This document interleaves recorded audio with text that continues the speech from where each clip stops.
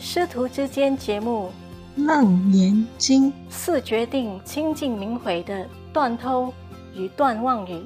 2018年12月23日，以英文开示于台湾新地，台湾又称福尔摩沙。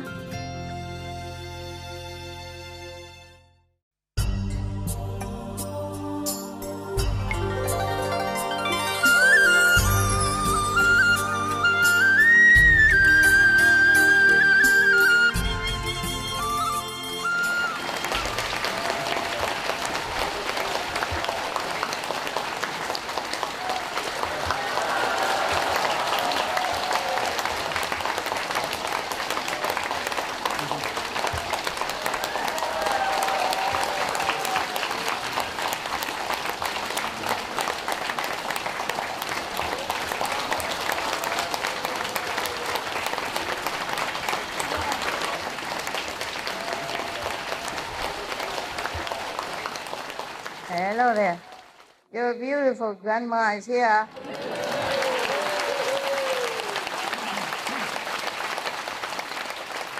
New stuff. Bling bling. Bling bling, Fred. You know. Right. I joined the brothers. Bling bling. Okay. This is called something like enlighten or something like that. Awaken. You know better than I do. God, what kind of designer who doesn't even remember what she designed? Told you, grandma. She forgot many things. Too busy. Too busy about things that's not important. Some important, some are not. Okay. Hi, Dan. Beautiful people. Handsome guys. Tough group. Okay. How are you today? You have good food? Yes. Enough food? Yes. Okay. That's the main point. Yeah. Far away from home, no wife, no husband, no beautiful karma children. If no food, then what to live for? What come here for, right? And bring in the weather so that you know you're at home, especially the Western, from England or something. This weather we don't need, okay? They bring all kind of presents, you know. Present I don't always want to have. Okay. Now, get down to business. No matter what, I have promised you to read you this sutra, so I do it. I'm just wearing this so you know I'm getting old. There's no doubt about it. I don't know, when I see you, I feel okay. Better. But when I'm at home, I don't want to go nowhere. I don't want to get out. I don't want to dress up. I don't want to even eat. Today I did not eat. My lunch or breakfast, they took it away. When I first came here, I told them, okay, make me a kitchenette, you know, just outdoor. I like it to cook under the sky. Okay, fine. I had one. Very simple. Just though the electricity that you plug in, turn the knob, voila, cooking, right? Sometimes when I don't eat the food, I eat the whole day waiting there, it's too cold. I warm it up a little bit. Or I warm some medicine, yeah. Okay, it's all good. Oh, I'm happy. Very simple. Just one little, like something that you put the balls and the stuff in there. Shelves, yeah. They put balls and chopsticks and stuff. Okay, wonderful. And a little electric cooker with the 2 pot on it. I'm happy. Yeah, exactly what I want. Simple life. Because my life is complicated already. I cannot just play with them. These push it button and push that button and push that one again. and then wait until it glows. You know? I'm just turning the knob. Simple. It cooks us the same. Yeah? Why trouble? It's modernized, you know. I am not very I'm cave woman. Remember caveman? I just sought out the cave a few days ago only. The cave tradition is still hanging on, you know, all over. I'm just wearing this so you know I'm civilized, you know. I left the cave behind. Huh? Oh, yes, of course. When I see you, I look good. I feel better, yeah. I guess because of all of your eyes and heart, oh, expecting great things, you know, from the master. And this energy, you know, kind of, how you say, boosts me up, lifted me up. Oh, thank you for your lifting me up. I could do with some uplifting. Okay, now let's get down to business, serious business, Buddha business. We should really thank the past masters, monks and nuns and scholars who have taken time to record what the Buddha is teaching after the master's nirvana, and also for the past and present persons, lay or monks or nuns who have really dedicated themselves, sacrificed their time and precious health or under any difficult situation to translate this so that I can read it to you. And we have to thank them. And may they be blessed forever by all the Buddhas, past, present, and future. May their merit be immense. May they be liberated forever. Thank you.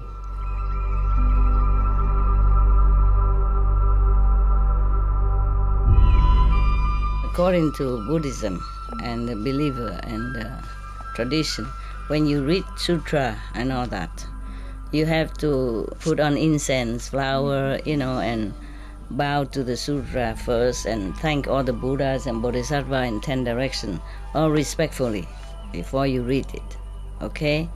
And then you cover the sutra also with silk or, you know, beautiful cloth, and I just make it more popular. Yeah, more easy, simple. And I apologize to all the Buddha. I say if I done something wrong, according to the tradition, my heart is full of respect. It's just that I cannot always do that. So please, all the sin, whatever I've done wrong, is all on me. At least other people, they hear the names of the Buddha, according to the sutta, they will get benefit. Yes.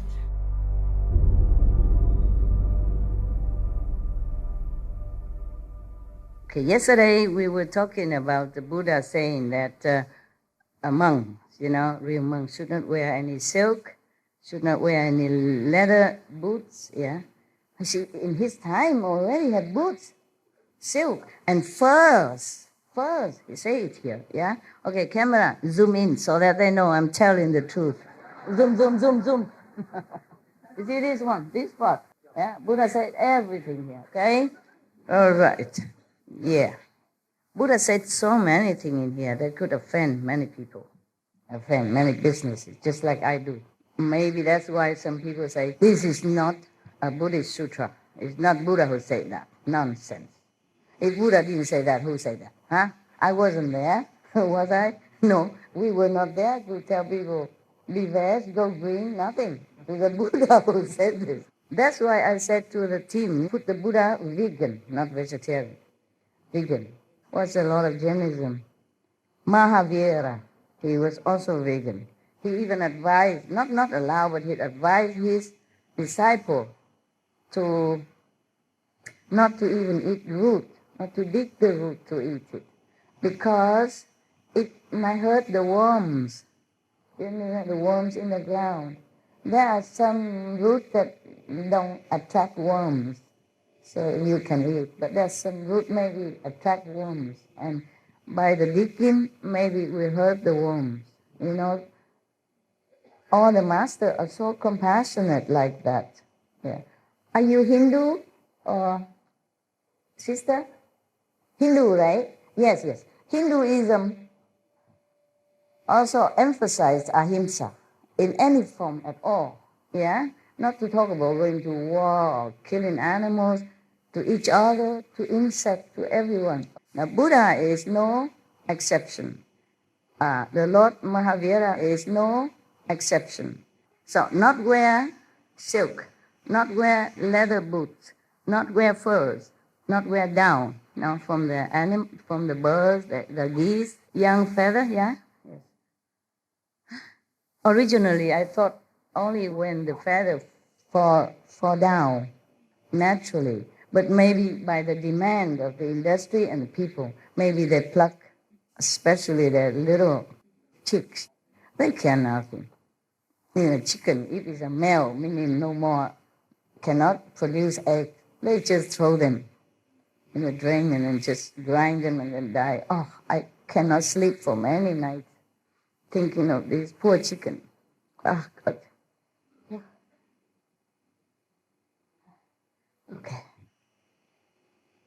So you don't even consume milk. I mean, the monks, yeah, the Buddha talking to the monks now.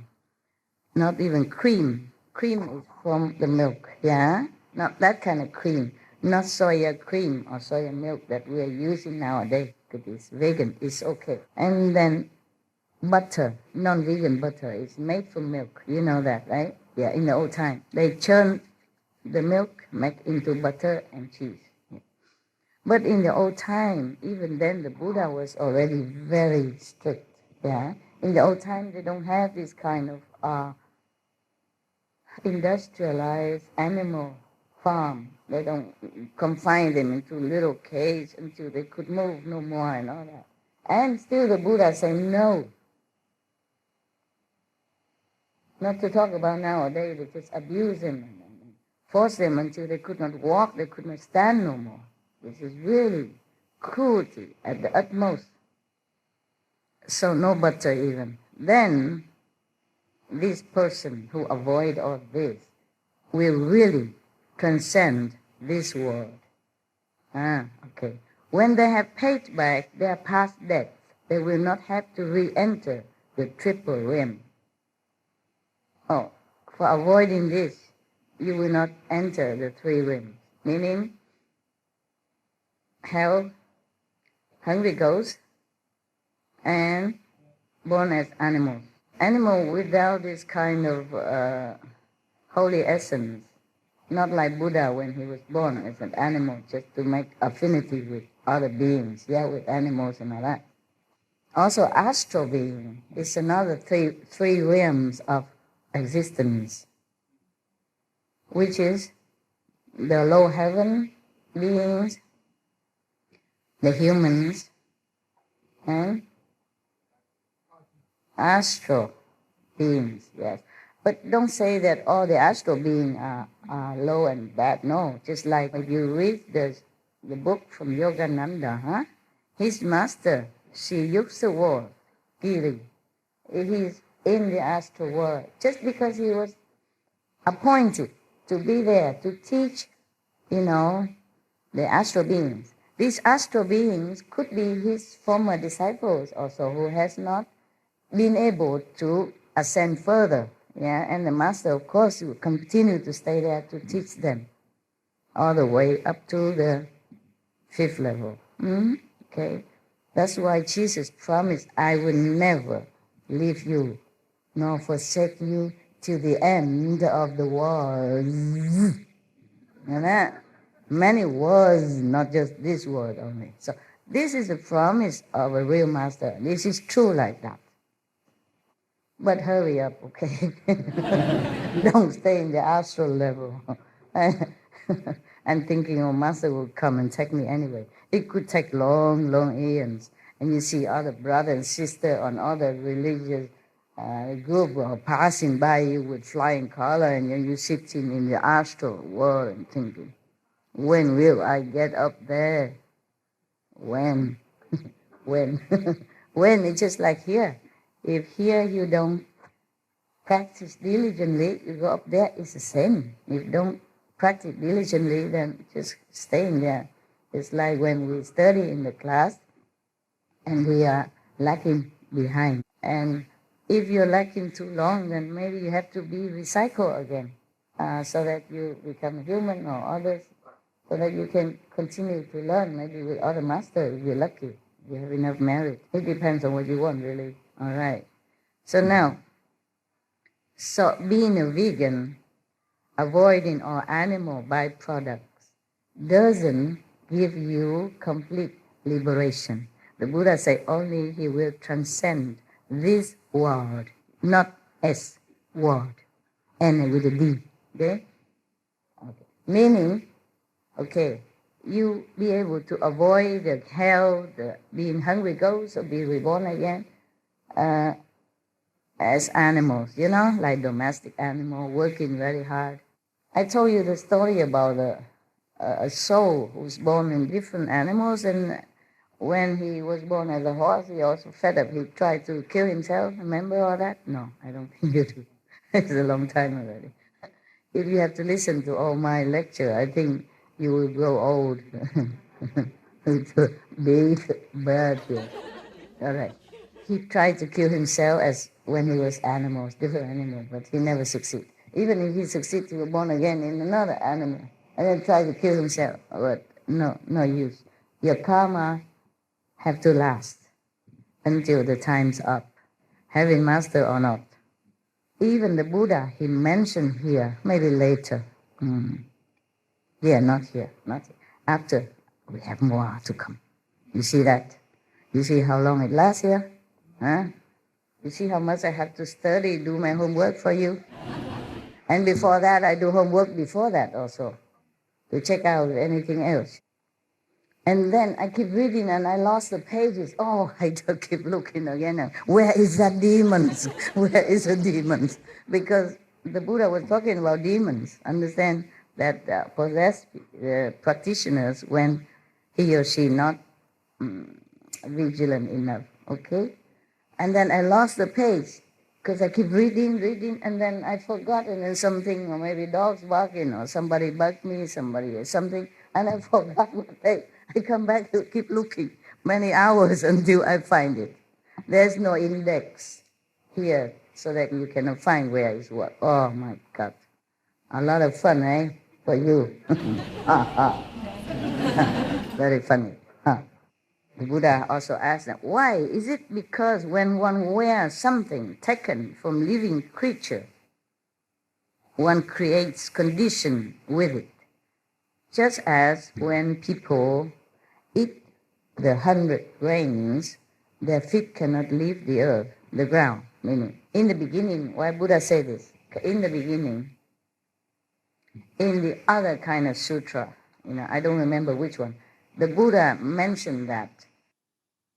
In other kind of sutra, when the Buddha talked to someone else before, long time ago, long before this one, and the Buddha mentioned that in the beginning, when this world just began to form, yes, and there was empty, vacant, and then the Brahman being came to establish his throne here, and then he was lonely, and he was thinking, oh, I wish some other beings would join me, and then slowly other beings would join him.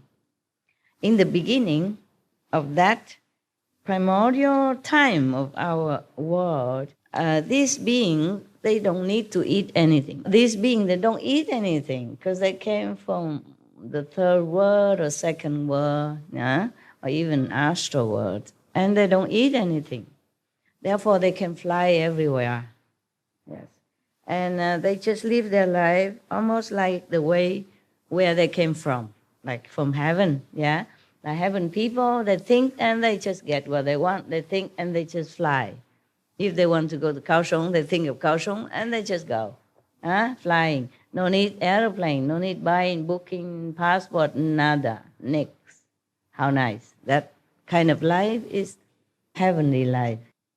And then slowly they live in the world, then they bore, they play, they frolic around, and then one day they saw some form that manifests itself on the sea surface. And then they taste it. Oh, it tastes good. It's sweet and nice. That's the first time they ever tasted some physical substance. Okay, and then, oh, they continue eating that. It tastes sweet. I guess it's seaweed or something in the very primary form, yeah? They eat, they like it, and then they eat, okay. And later they begin to feel like they should eat. They get the habit of eating. And then they look in, there's no more form around. The sea doesn't supply enough, so they go look something else. They see some crawling plants or some with flowers and look good, so they tasted it. It tastes good. So they continue eating that. And later they saw some fruit from the trees and they try that. Then they eat that. Oh, feels good. And so they continue eating one thing after another. And later they found some grains, and then corn and stuff like that abound on the earth's surface. They keep eating one thing after another. And then the more they eat, the shorter they can fly. The more they digest these earthly food, the lower they can ascend their body. And then their body begin from the etheric body, from the light body, it become more and more coarse and dense. And then slowly they cannot fly no more. And we are the descendant of these no flying people, according to Buddha, story. Now, the Buddha mentioned here, like the human who eat 100 kind of grain, meaning a lot of grain, doesn't mean we eat all 100, but, like 500, 2,000. 800 kind of grain cannot leave the ground, cannot lift his feet up from the ground. That's why I want to explain this to you, why the Buddha say that. Got it now?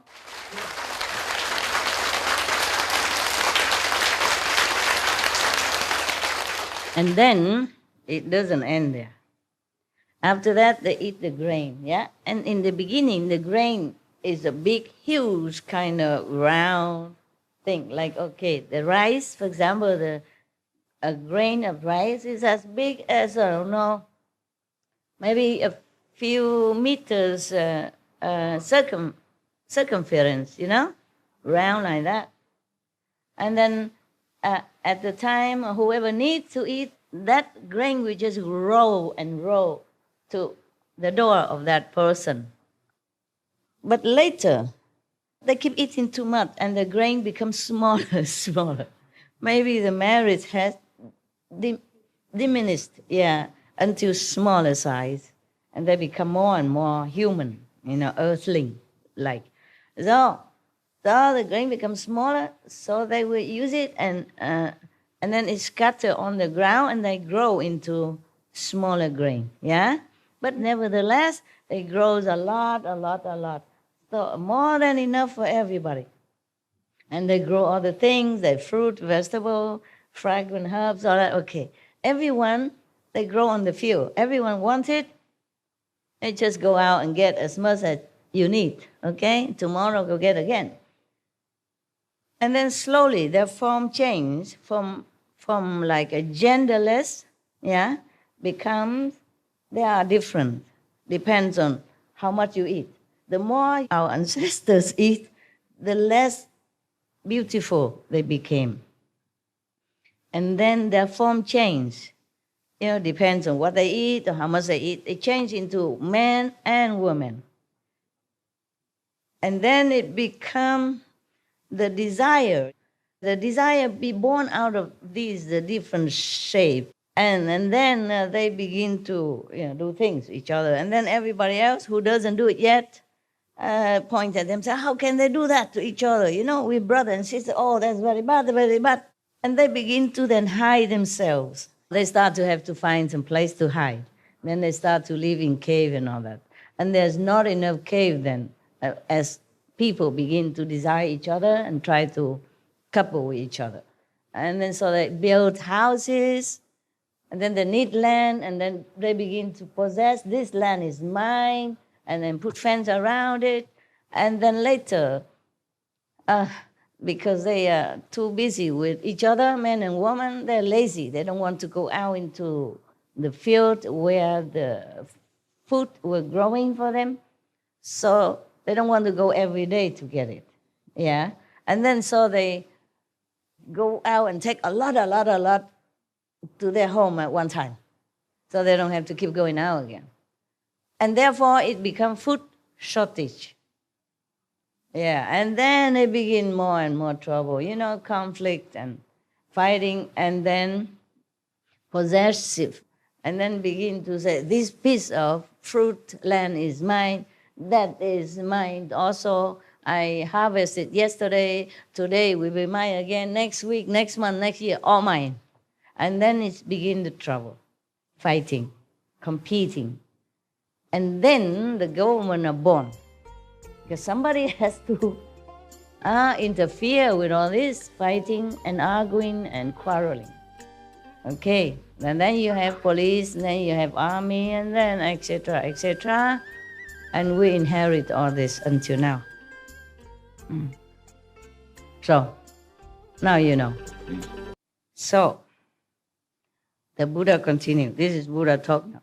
So, both physically and mentally, one must avoid the bodies and the byproducts of other living beings by neither wearing them nor eating them. It's so clear. I read word by word, yeah? It's not me, yeah? I say that, Buddha said, I say that such people have true liberation.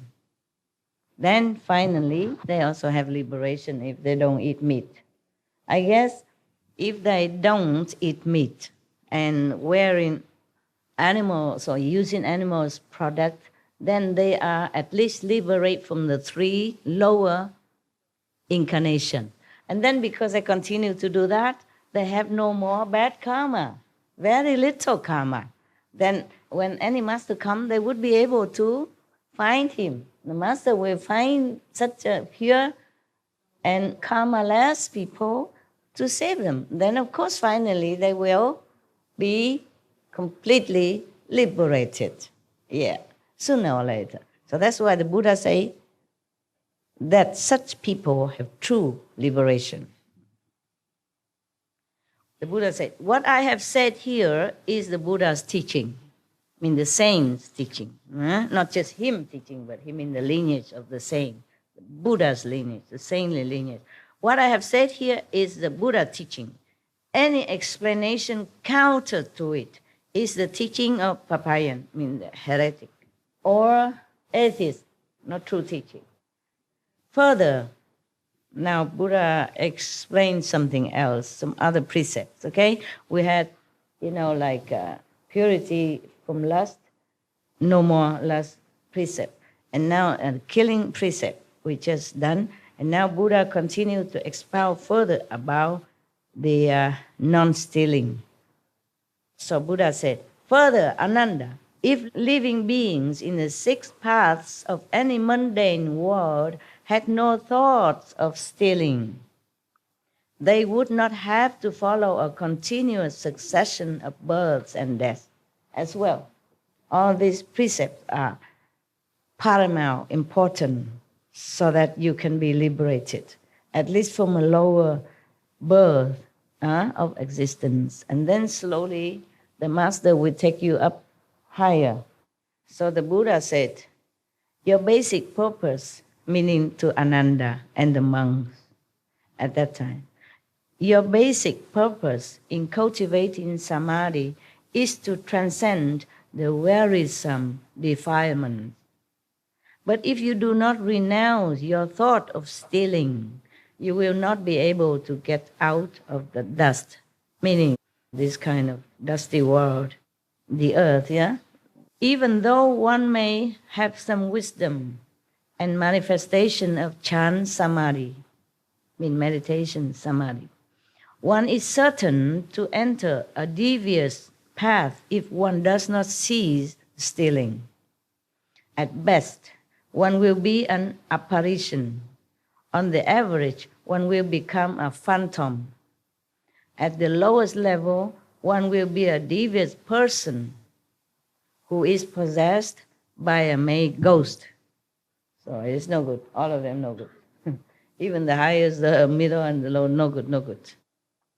These devious hordes have their groups of disciples as well. Imagine that. I thought only I have disciples. Now ghosts even have disciples. Fancy that. I was so proud, and I don't think I'm proud anymore. Huh? Even ghosts have disciples.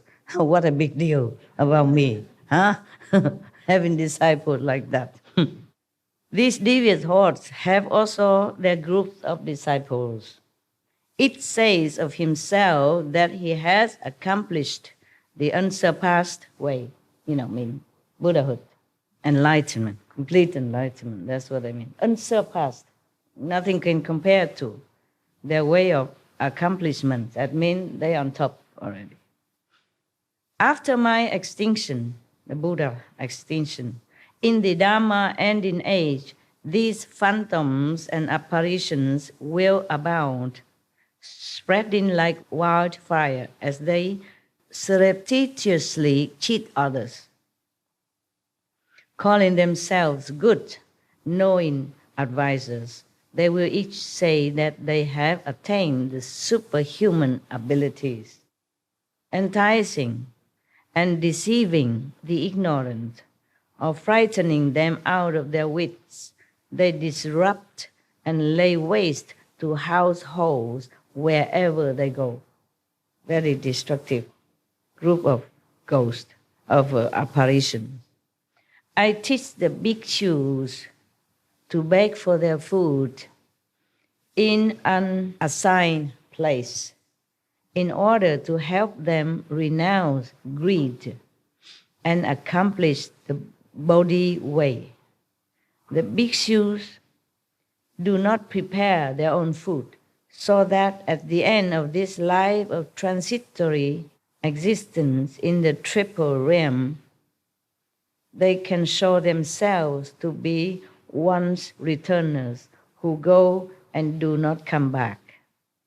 In this case, the Buddha means triple realm, meaning this world and a little bit higher, to the Brahma. So when you pass all this world to pass the Brahma realm, then you are truly liberated forever. So in this case, if the bhikshu, the monks, do whatever the Buddha has listed above, then he will surely be liberated. Yeah.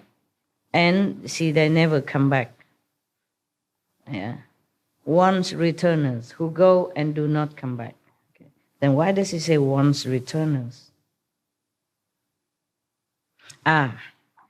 It could be that they have returned already into this world one time only.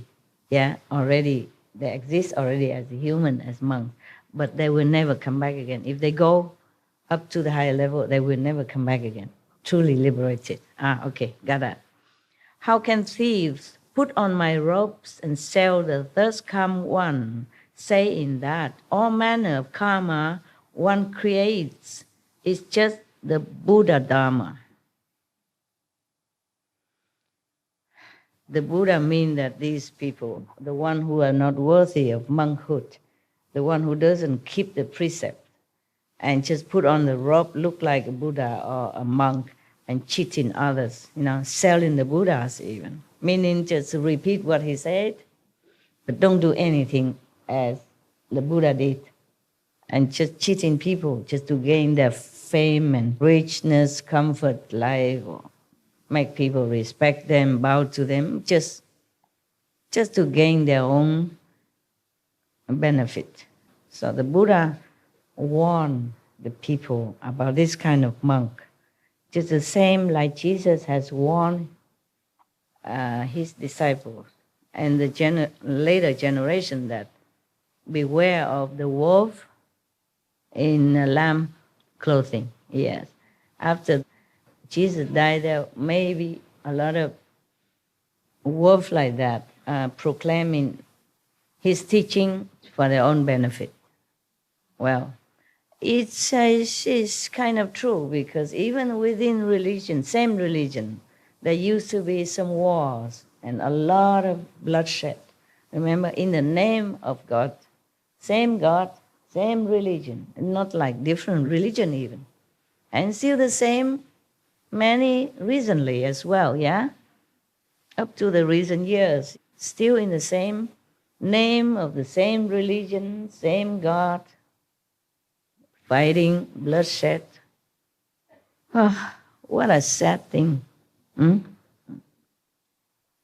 So the Buddha continued to say that these so-called monks, yeah, so-called fake monks, will slander those who have left the home life and regard bhikshus who have taken complete precept as belonging to the path of the small vehicle. Because of such doubts and misjudgments, limitless living beings fall into the relentless hell. Not only these people, they sell the Buddha teaching for their own benefit, but they also misled other people to fall into the wrong concepts, the wrong way of life, and or go to relentless hell. It is non-stop punishment, relentless. No respite, that's what it is, right? No stop even for 1 second. In some hell, you have a tea break. I told you that story. But this hell, no respite, continuously. You cannot die, you cannot live, nobody helps you. Nobody hear your voice. You don't hear any of the saints' name in that kind of hell. You don't have even a nanosecond to even think of anything good, like saints or Buddha, Jesus, nothing in such a hell. In such a situation, it's made to you like that. Make you completely forget about everything, just suffer too much, relentlessly, continuously, that you cannot even remember 1 nanosecond about the Buddha or anything. This is a terrible hell to fall into. And it go on forever. That's why they say non-stop and relentless. I wouldn't wish anyone to fall into that kind of hell. Please keep the precept. At least you won't fall into hell. Even if you don't believe me, don't follow me, keep the 5 precepts for your own sake. Don't have to believe me, just be a good person. Meditate if you can. If not, keep the 5 precepts. Anyone who keep the 5 precepts and never kill anyone, never has harmful thought to anyone, at least he can be reborn again as human. Even if they eat meat, but because they don't know, ignorant, and they eat meat, but they have never killed themselves. They never kill the animal themselves.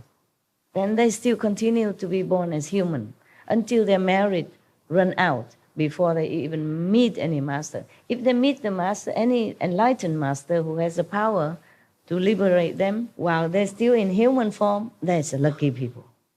Because their merit is still have to attain, to remain as a good human, healthy and sane intellect, to understand what the master is talking about and follow a master.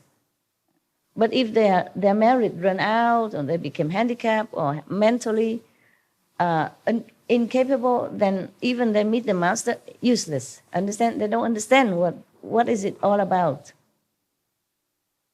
They have to understand what the master teaching in order to uphold it, to follow it. Then they can be liberated.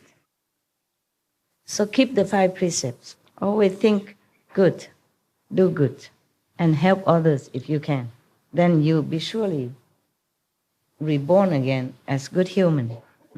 Have a decent life or maybe a rich life. Depends on how much you give and how much heart you have while you're giving it. How pure you are when you give it. Yeah. Then you'll be rich or medium rich or poor accordingly. Okay? Yes. Master also no exception.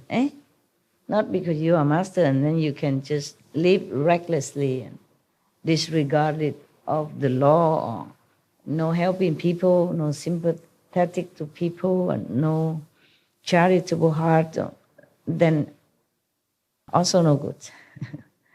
Actually, before you became a master, you must have been trained all that already.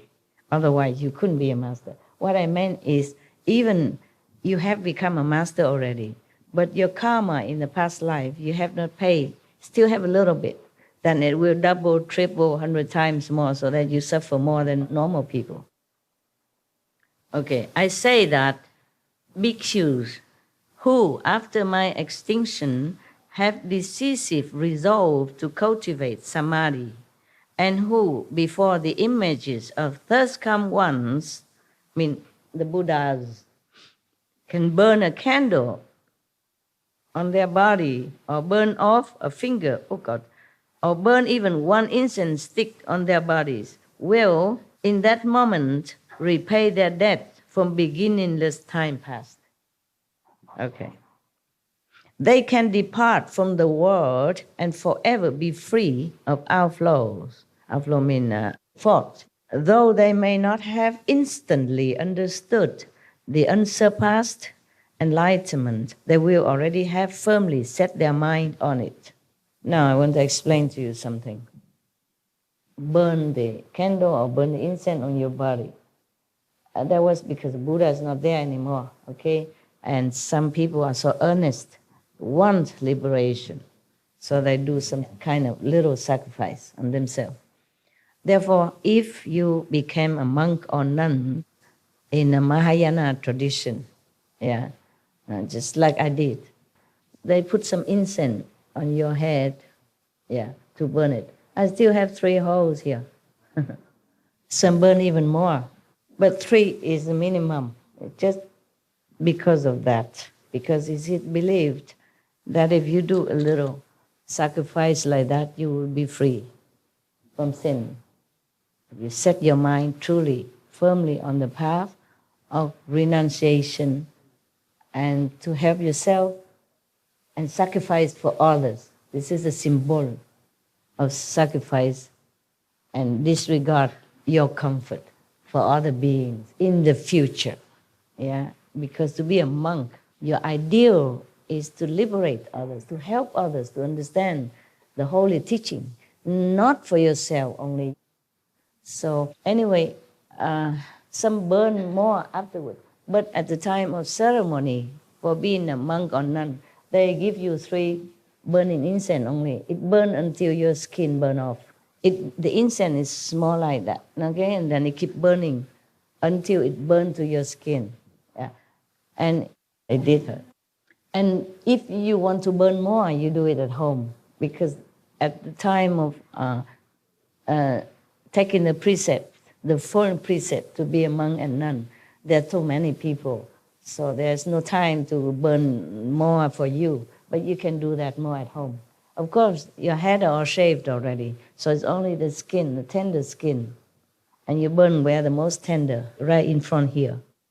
That is a symbol of self-forgetting, self-dedication, self-sacrifice. So that you remember that you must do everything you can to help others, okay? Right.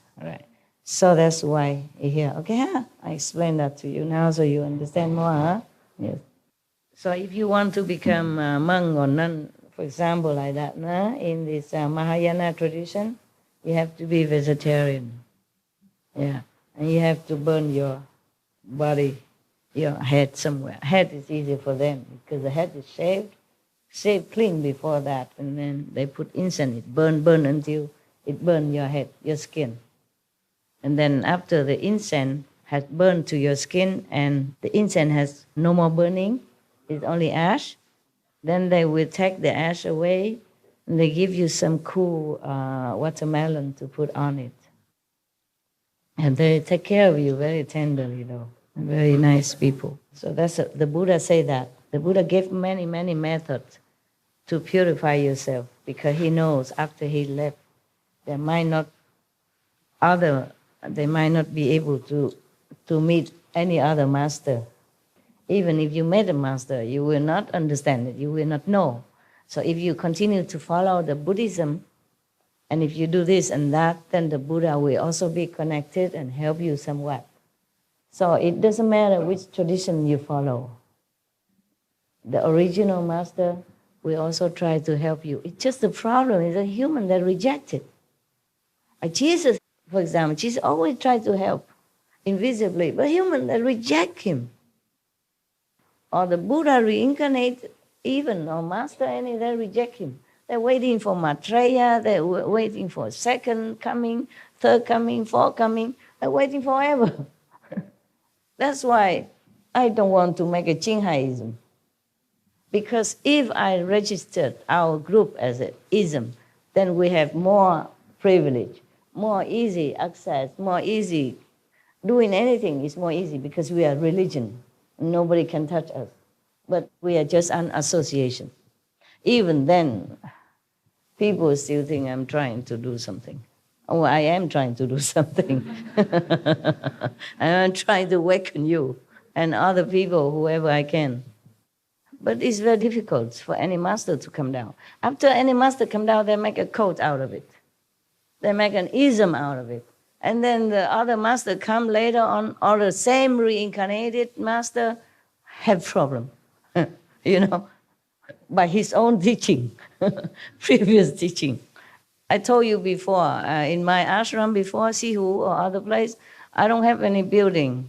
I use my money for helping the poor, the less fortunate than us. Yeah? I told you because you still have a home to go, right? Homeless people, they don't have. The disaster people, they have nowhere to turn to. Yeah? Even if you get wet here, tomorrow you go home, you have dry clothes, okay? Even if you sit in a tent, so what? Even you have a tent. Disaster people, they don't have a tent. Homeless people, they don't have a tent. Therefore, I use the money for other things. I did not build any ashram at all. And then I told you, don't worry, just wait until I die. You have a lot of churches, maybe. Qinghai churches possible. You see, after the Buddha, when he was alive, he would go begging for food. And now, beautiful temples everywhere. And if the Buddha reincarnated, he has to pay a ticket to go in, maybe. Or have to buy some incense or fruit to make offering or something, or have to register as a Buddhist or something, or the same with any religion. When I was in the Himalaya, I normally sit outside and meditate on the rock or somewhere outside, outside in the forest or something. But some days it's too hard or too cold or something. I went inside one of the temple to sit. And the monk kicked me out. Out, no, you cannot sit here. Yeah, I just sit and meditate only. And my legs were cramped or something. I couldn't get out fast enough. So I crawl out. Yeah, I'm going. I mean, I'm crawling out. Yeah, it's like that. Yeah. Maybe I should have make an offering or something. I was almost penniless, okay, when I was in Himalaya. All right, continue with the Buddha. If one does not practice any of these token renunciations of the body on the causal level, then even if one realizes the unconditioned, one will still have to come back as a person to repay one's past debts, exactly as I had to undergo the retribution of having to eat the grain meant for horses. The Buddha had to one time eat the grain that meant for horses or other food meant for horses for 3 months. Probably because he has a little bit of debt he did not pay. But if he had probably burned the incense on his body, then he has paid the debt. Then he didn't have to do that. You see, Buddha very compassionately explained all this, and he even confessed his own debt at his own expense, not wanting the disciple to worship him as a perfect, flawless, enlightened being, but still has some debt to pay from the past life. But this is a Maya arrangement that way, so that the Buddha had to have some debt. Otherwise, how can a Buddha ever had any debt? He's been a Buddha for, you cannot even count how many eons or kalpas already passed.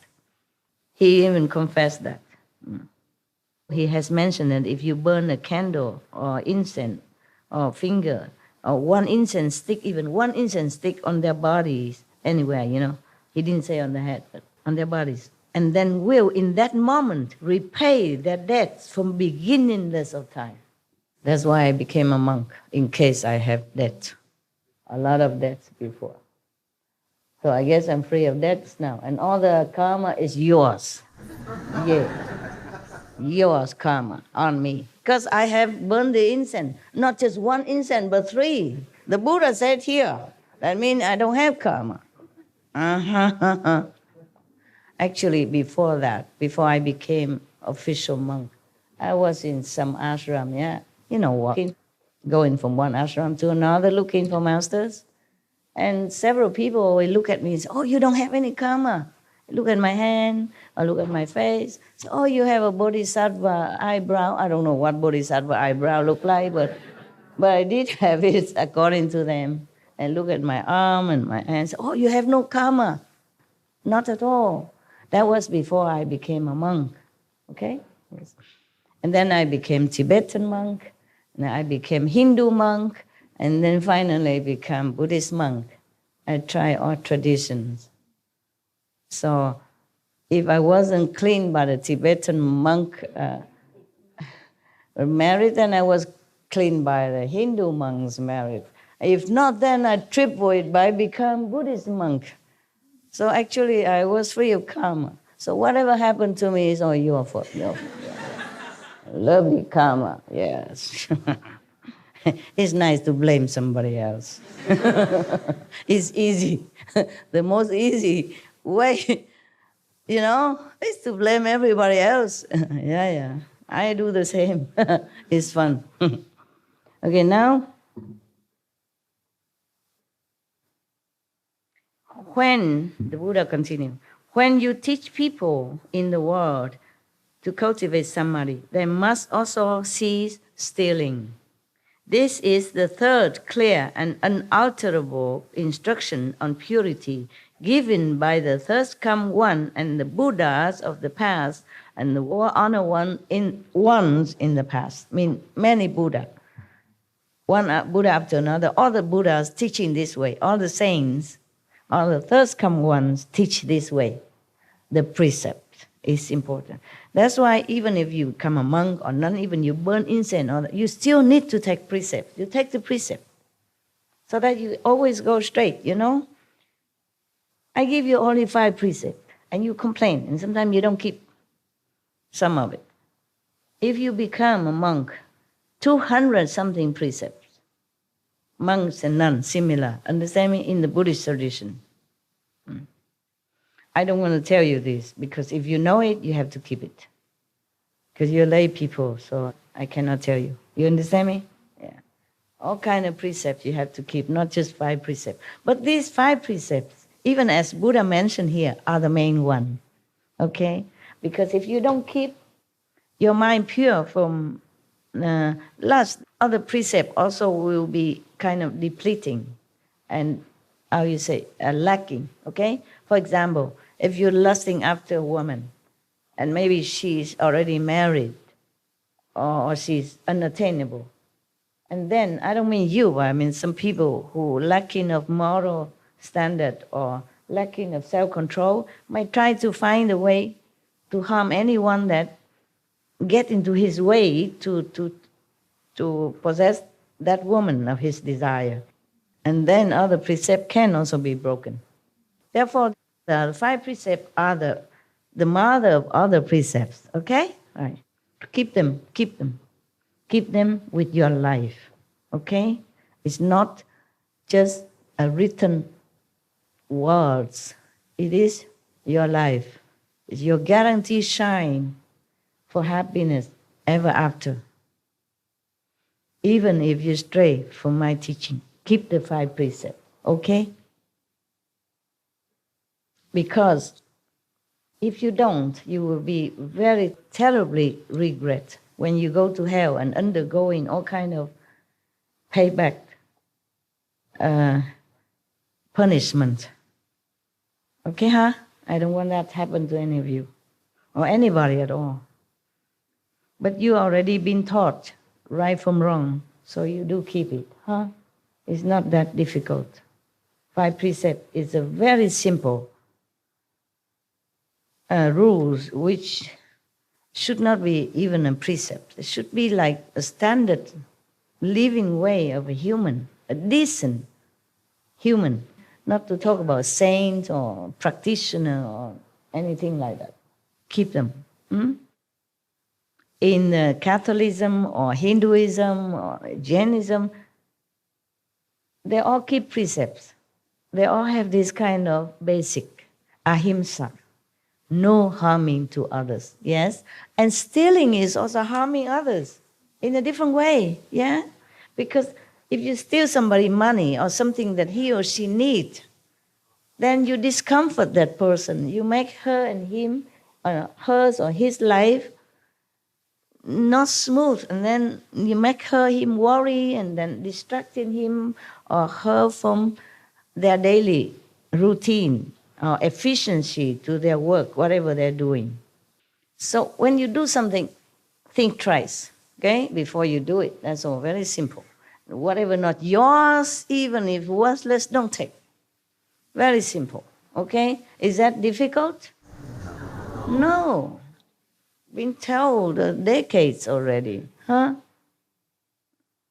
The Buddha tell Ananda that when you teach people in the world to cultivate samadhi, remember, because Ananda asked the Buddha, how in the future can I help all the beings, even though I myself are not very highly developed, I'm not, maybe not saved yet, but I want to save others. I want to try. So the Buddha teach him all this, yeah? So he continued to say, when you teach people in the world to cultivate samadhi, meaning after Buddha is gone, nobody there, then if you want to teach others and teach them all this, all the above mentioned, regulation, precept, principle, okay? And plus, if they want to cultivate samadhi, they must also cease stealing, yeah? Don't steal anything. This is the third clear and unalterable, uncompromisable. That is the real truth. Nothing can replace it. No killing. No unethical sexual relationship, okay? No stealing. Even if you're married, you have to, I would say, taper off. The master in India, even they are married. Many of them do. Yeah. Because they married already before they became a master, or even afterward. But they have couple interaction only 3 times a year, just to make children, to do the tradition family, that's all. Not because they're lustful after that, just kind of duty. So this is unalterable rules of the universe that you must keep in order to be liberated, with or without the Buddha presence. Now, therefore, Ananda, if cultivators of chant, samadhi, in meditators, do not cease stealing, they are like someone who pours water into a leaking cup and hopes to fill it. I mean, useless, useless. You waste your time. If you pour water into a leaking cup, will the water stay inside? No. So if you don't keep these basic precepts, then no matter how long you meditate, it just keeps leaking out, gone to the Maya power. The Maya will take it and use it to harm you and harm others as well. He may continue for as many aeons as there are fine motes of dust, but it still will not be full in the end. It's like that. If you don't keep the precept, forget your samadhi, forget your meditation. Useless to you. That's what the Buddha would say. All right, I say the same.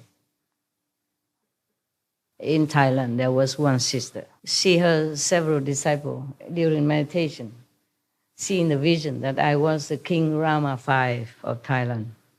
It's not my fault if they saw I was King Rama of Thailand. Understand me? Even if I was. Then she criticized me.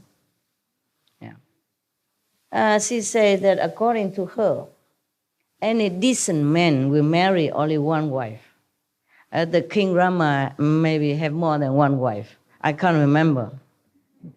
Maybe I'm not King Rama. I don't remember how many wives I had. If I did, so what? Okay?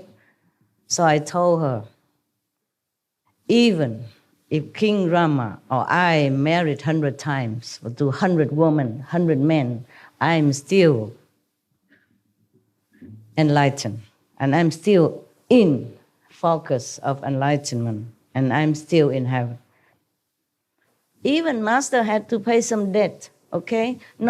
Maybe not for the Master himself, but for the disciples, okay? That's number one, okay? Like the Buddha has to eat the horse food, okay? Actually, in some other karma, in some other sutra, they say because of disciples' fault, disciple karma, that he had to do that. And no matter what, okay? There's a master business. Your business is just to take your precept, keep it, meditate, and be good, okay? Now, for the poor King Rama of Thailand, he was very famous, very beloved by his people, and he did a lot of good things for Thailand. Very beloved king. And any king who married once or twice or third times, it is tradition, it is obligation. Because in the old time, that is the king, you know, they have to marry and have a lot of princes and princesses, so they can fill the post here and there, married to the neighboring countries' girls, princess or prince, to tighten the friendship, coalition with neighbors. That's how they do it, okay? Not necessarily that the king likes it. And you don't know what the king's heart problem.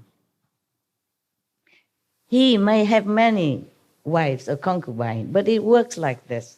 Every night he had to pick up from the unknown, card, okay? Like, for example, I have 2, 3, 4 cards here, okay? Or 100 cards, whatever. The name is written here upside down. So I don't see what card, what name of the concubine is coming tonight. I just pick any. Oh, Elizabeth. Okay. And then the eunuch will bring Elizabeth to me, all wrapped in blanket, ready for business. Understand that? Okay. So the king don't even have any emotion involved in hundreds or how many hundreds of concubines. Just a job, just a work. Whether or not he likes that Elizabeth or not like Elizabeth. Fancy sleeping with somebody you don't like. Every night you have to do it. You don't even know her. You don't even know him. Fancy, huh? You like that? No. No. Even if you like women, you can't just like that all the time, right? It's like a job. And woe to any king who favor just one concubine. Then sooner or later his kingdom falls. You can see that in history. I don't know if your history, but China, for example. Like the king of Tang Ming Huang, he fancies one concubine. He loves only one. And later they hate her. They kill her. And they kill him too. His kingdom gone because of one beauty. Similar everywhere. One time in Vietnam, one king, he loves one of his queens very much. But he has to kill her because it disturbed him too much for his state affair. One time he sent her with a letter, sealed, with the king's seal, and she cannot open, she doesn't know what is inside. Nobody allowed to. He sent her to go to one of his generals with the letter. Inside he said, please kill her so that I will have peace of mind to take care of the country's business. He can't allow himself to be too much entangled in this emotional so-called love affair, even though he's entitled to it. It is very sad. but being a king is not that easy, okay? There's other king also, if he favor one concubine, he's not allowed to. Even if he allow himself to do that, the whole court, royal court, or his mother, his advisor, they won't fancy that. They won't allow that. Sooner or later, he has to give her up, or the kingdom will fall because they will not support him. Because other ministers don't support him. Other family, powerful family in the country who offer their daughters to the king will not support him. Do you understand? Yes. Because their daughters are neglected. And the king will not fair to all of them and fancy only one. Then all the people will slowly fall off their favor. And then the king is alone. And with the queen who's being envied, jealous, hated, want to destroy. And then sooner or later it fell. Many times in the history of China, especially like that. You read them, okay? And you know. So to criticize a king of having many wives is not fair anyway, okay? Whether or not I was King Rama or the King Rama have many wives or not, who cares? You have to see more, bigger picture. You can't just point your nose into the toilet alone in the house and say, oh, this place stinks. The toilet stinks, but not the whole place. The king, he has duty to his nation. He does everything or did what he can in order to uphold his country, to develop peace with all the neighbors. In order to do that, he had to marry his prince and princess to different countries' royalty. That was in the before. That's how they make peace and coalition together to keep themselves strong. Therefore, he doesn't even know who's going to sleep with him tonight. It's just a card, you know? They give you every night a card. You just pick up one, and whoever come will come. There's no like, okay, every night romantic and stuff like that. It's not. I mean, and if you want to have a romantic one like that, then you're doomed. Sooner or later. It's like that. Because these ministers of the king, they love to give their daughter to be the king's favorite and concubine. Strengthen also their power, prestige, the whole family, like that. Even then, no benefit, but oh, the wife of the king, my daughter. Of course, any father wants that. Any mother loves that. And therefore, the king was offered many from the minister or sub-ministers or the generals or the, whatever you name it. Yeah? They all have, if they have daughter, they offer to the king. And the king had to accept it so that they will be loyal to him, support him, yeah? Make him strong and the country stable. If the king alone, how can he do anything, yeah? Even though he's so-called supposed to be the most powerful, but he doesn't have anybody support him. The general don't want to protect him. The minister don't want to help him. The ambassadors don't want to make relationship better with the other country. How the kings are going to govern anything? In the old time, relying on that. You see, nowadays we have many more better communication system. Yeah, we can go directly to another country. Being a king, you can go directly, or minister or prime minister, you can go and shake hands with a neighbor country quickly. In the old time, you have to rely on all these supports around you. All support you get. Therefore, he has to have many wives. And he has to be fair to all of them, and that is the rule. He cannot pick one or two or three. Just have to treat all of them. Every night he has to sleep with one different woman. And they take turn, you know. If they have 100, then he has to keep every night one until the 100's done and then return. He cannot have one wife, 2 nights, 3 nights. Just one. He likes it or not like it. It's like that. Even in China history, one king, he cannot have children. It's just like some men don't have children somehow, you know. Maybe their destiny, maybe they are not potent. So that king has no children at all, with all his queens and, second queens, third queens, concubines. No one bear him any child. He is impotent. So what they do? Every night, or every now and then, they make a party in the palace secret chamber somewhere, and they let the young, handsome, able, potent men go into there and have party with the concubines.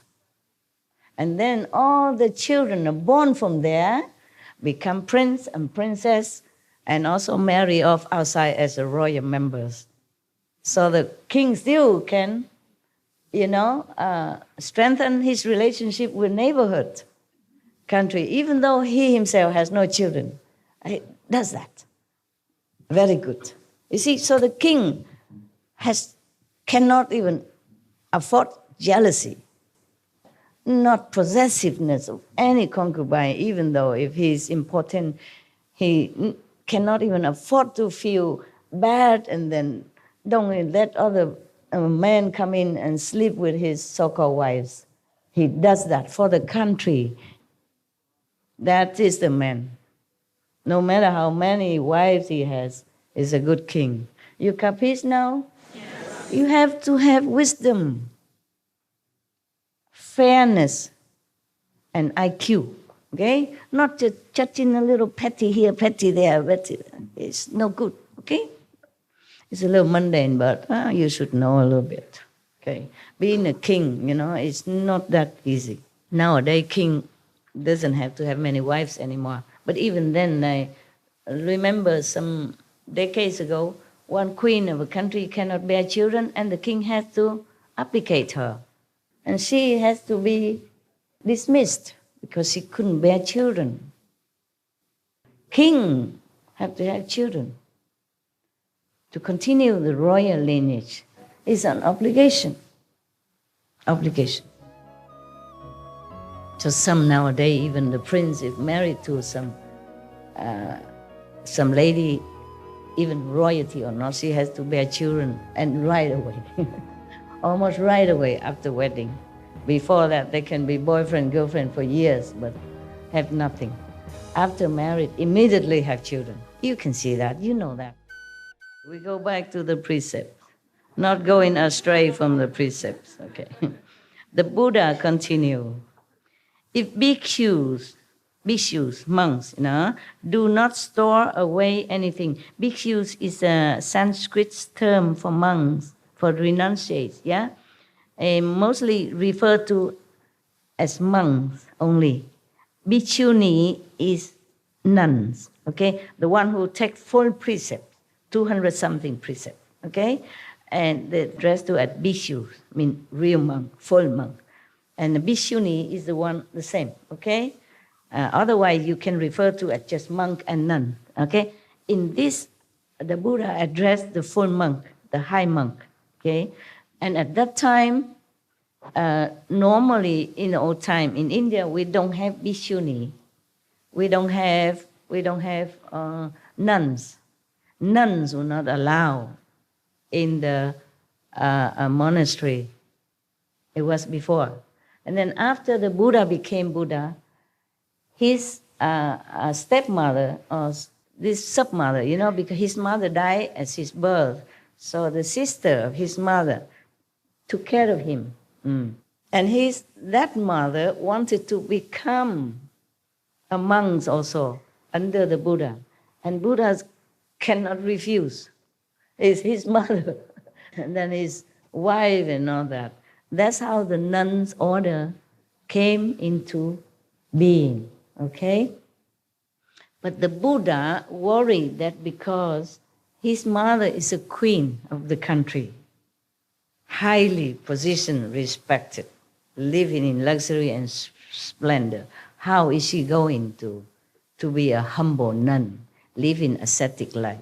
Also, a nun is not easy in those days, They don't allow nuns because women, very inconvenient to travel around, to be alone, yeah?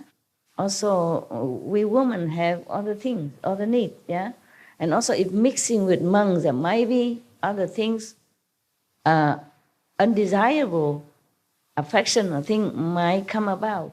So there were no nuns in the order of the Buddha, and at that time also. But the mother, how can he refuse?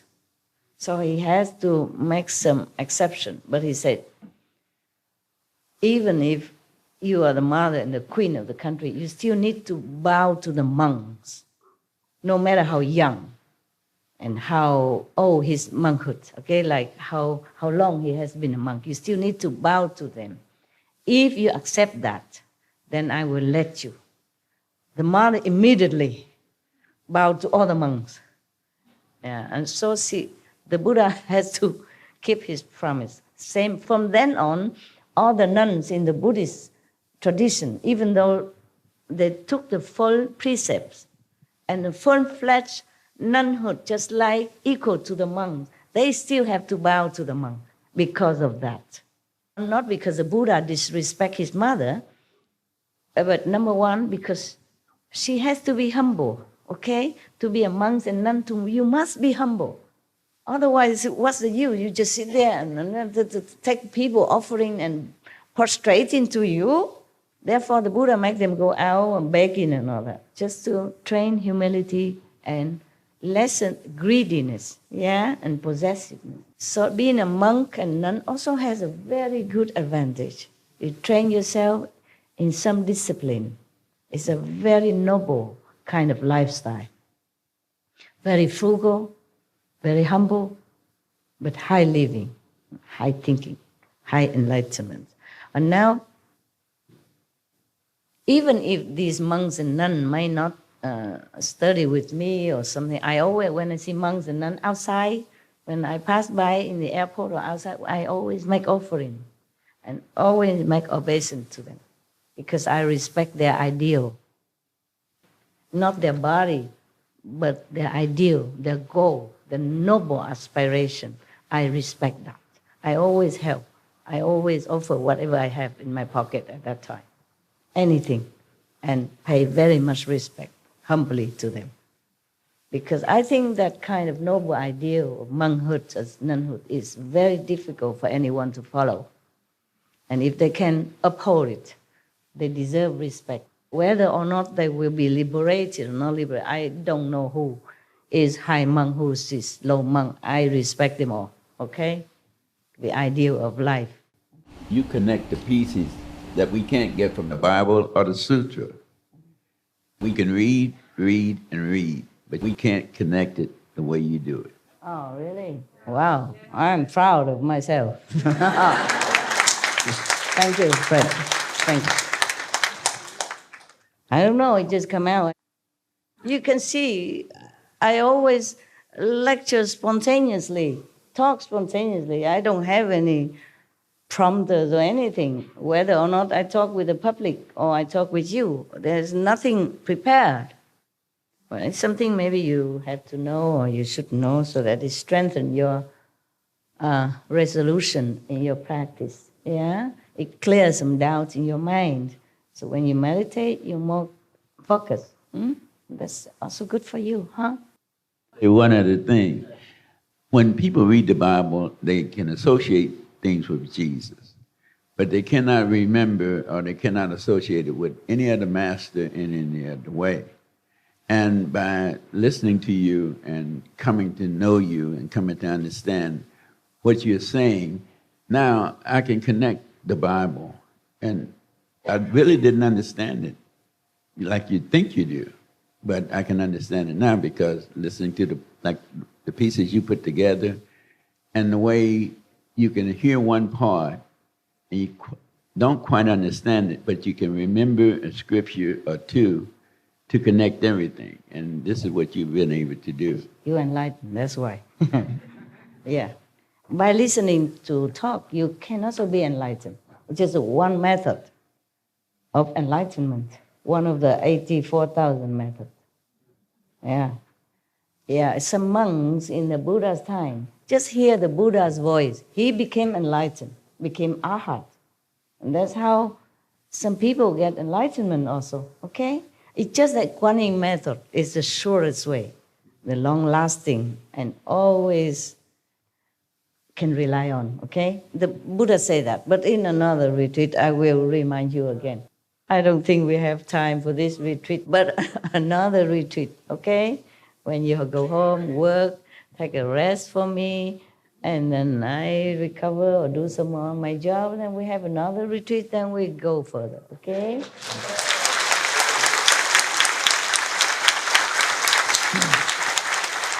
If I'm still alive, yeah? All right. Okay, now. Yeah, because sometimes I'm thinking to myself, can I continue? That's what it is. But thanks to your support and your love and your enthusiastic energy, I survive every time I come out. Survive.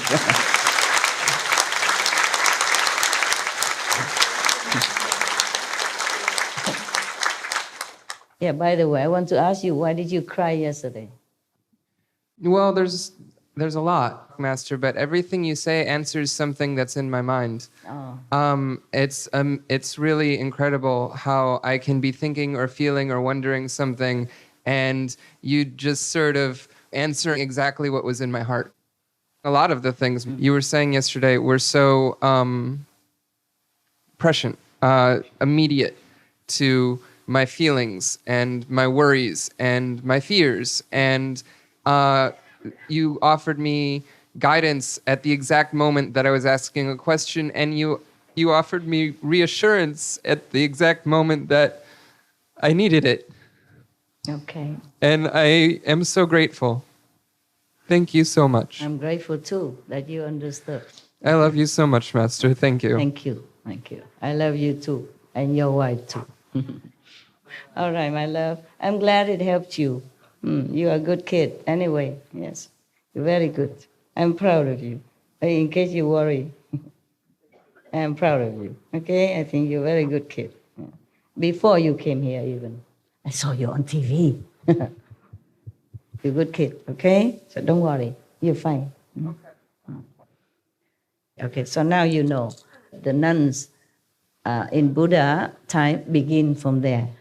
From the Buddha's time. Before that, they don't allow women to be nun. Because in India, to be a woman, you should never go out alone anyway. Okay? It's dangerous, yes. And you don't mix with men or outside of your family. But the order of renunciation at that time and before that, it's always men, you see? Men, because they're tougher, they can sit outside under the tree to meditate, they can go out for alms alone. They can endure more, supposed to endure more hardship than women, yeah? Woman is different body makeup, less convenient than a man to be an ascetic, okay? In the old time, monks supposed to be ascetic, yeah? They sit anywhere, they live. They sleep on the ground. They have just a few belongings. Women cannot endure all that. The Buddha was also worried about that his mother, second mother, was a royalty, lived in comfort and luxury, having servants, day and night. How is she going to bear this kind of life also? Not to talk about anything else. But she was determined. Yeah, she loves him that much, and she believed in him so much. So she determined. And then she has become a good nun. From then on, she became a chief of the nun. So anytime Buddha has some more nun, he will always handle it to her to take care. Yes. She was that enlightened. Yeah, but very humble because she knows, she understands the Buddha. She believes him and she was enlightened. Very good, very good. But at that time, originally, the Buddha doesn't want any nun. Even after the mother begging him, he still don't want it. Because, a royalty and the mother, how is he going to mix in here? And where does she live? How can she endure all this? And is she going to be so snobbish and all the monks will be very afraid of her because she's a mother of the Buddha and the queen of the country? Whew, These two titles scare any man. Not to talk about monks, yeah? And the Buddha worried that monks also very pure and simple. He worried they might feel oppressed, yeah? Uncomfortable around. So he said, no, no. But thanks to whom, Ananda. He kneeled down and begged the Buddha, say, she is your mother. Yeah, you cannot differentiate that she's all sentient being. You preach that all equal. He preached back to the Buddha. He gave back to the Buddha whatever the Buddha said. Equality. All sentient being has Buddha nature. And then say, so I think you should also exercise compassion and mercy on your mother. Then the Buddha has to okay. So that's why in many Buddhist nunnery, they also revere Ananda photo, Ananda image, yeah, because he is the one who helped them to be able to follow this noble path. But it's maybe it's good for you to know something. Yes. So that you know why is this and why is that. Nah? If I just read this faster, but you don't know much more than the just the written word. There are history in here.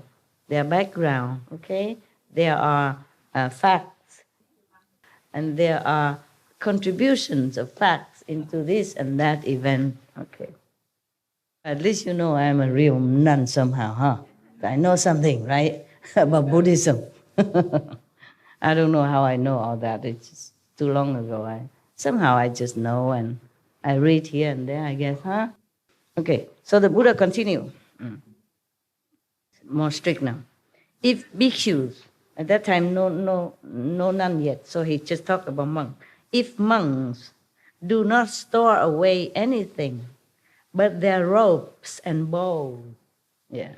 If they give what is left over from their food offerings to hungry living beings, if they put their palms together and make obeisance to the entire great assembly, humility, okay?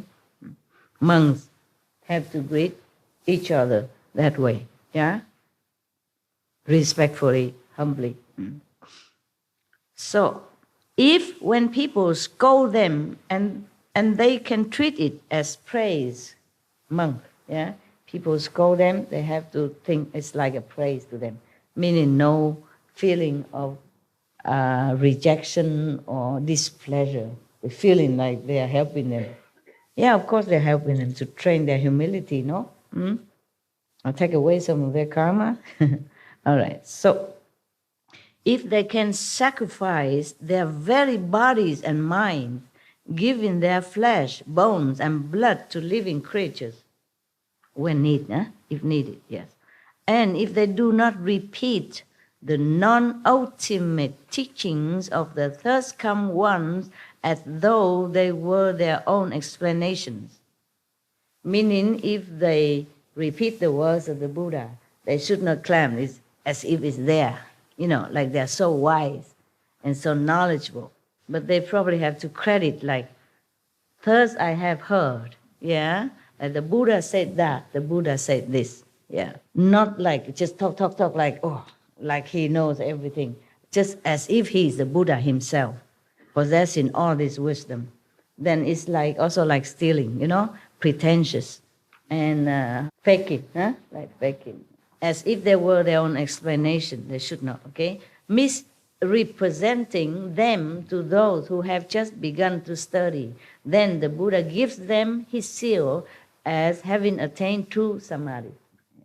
If any monks, who are so humble like that, and who are so frugal and ascetic like that, and also never claim whatever teaching from the Buddha as if their own, who are misleading those people who just came, who doesn't know who's who doesn't know that these teachings are from the Buddha, yeah? Misleading them, let them think that this is this monk's teaching. Then the Buddha will certify him as attains true samadhi, means attain true wisdom. stabilization in his enlightenment station. What I have said here, the Buddha, what I have said here is the Buddha's teaching. Any explanation counter to it is the teaching of Papian. As usual, he said that.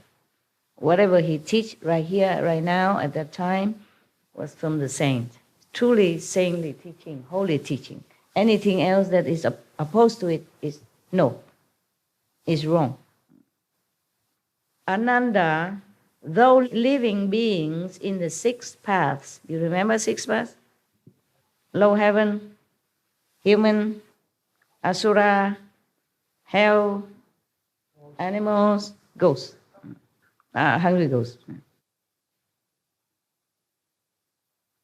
Though living beings in the six paths of any mundane world, you hear that? Any mundane world. Meaning the Buddha say that there are more worlds than just ours. Huh? See that? Yeah. All the planets, not just ours. We have been heard in that from your Supreme Master CHINGHAI, right? Now it is certified here. In any mundane world, just meaning in any earth like this, yeah? Similar. If any beings in the six paths of any mundane world may not kill, steal, or lust, either physically or mentally, these three aspects of their conduct, thus being perfect. And they keep these three mentioned precepts. Yeah. Yet, if they tell lies, oh, this is the four now, the four precepts now. Okay, if they kept the three mentioned above, perfect, good. But still, if they tell lies, the samadhi they attain will not be pure. This is a four precept now. They will become demons of love, you mean this physical attachment, and views, and will lose the seat of the thirst come one, meaning they will lose their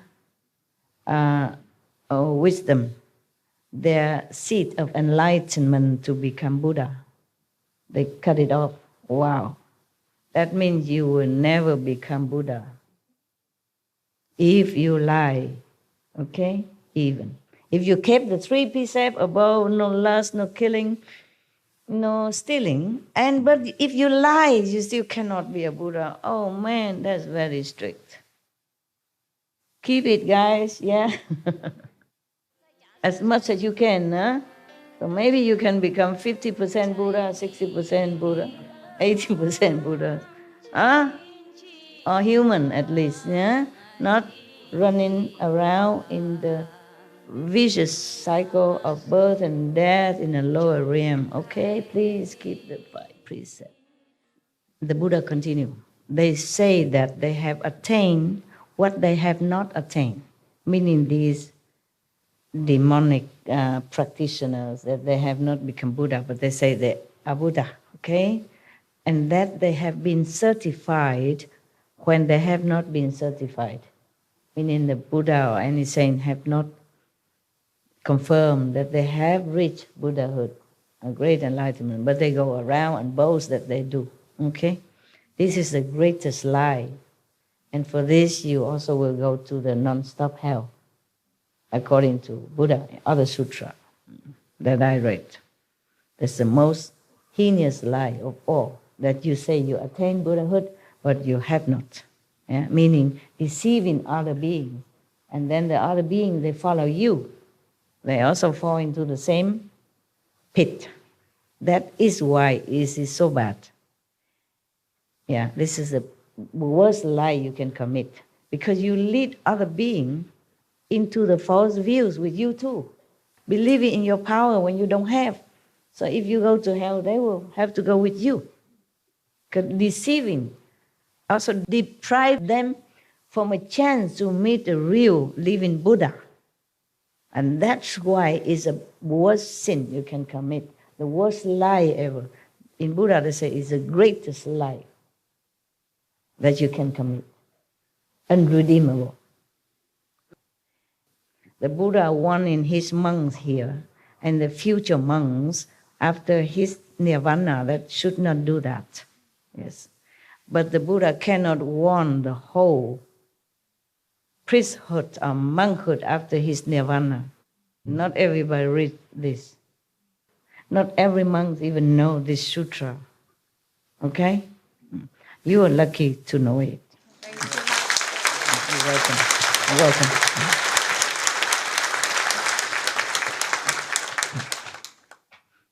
Being a monk and nun is a very noble position, but you have to really fulfill that position with nobility, humility, and above all, enlightenment before you even go out and preach to others and let everybody believe you.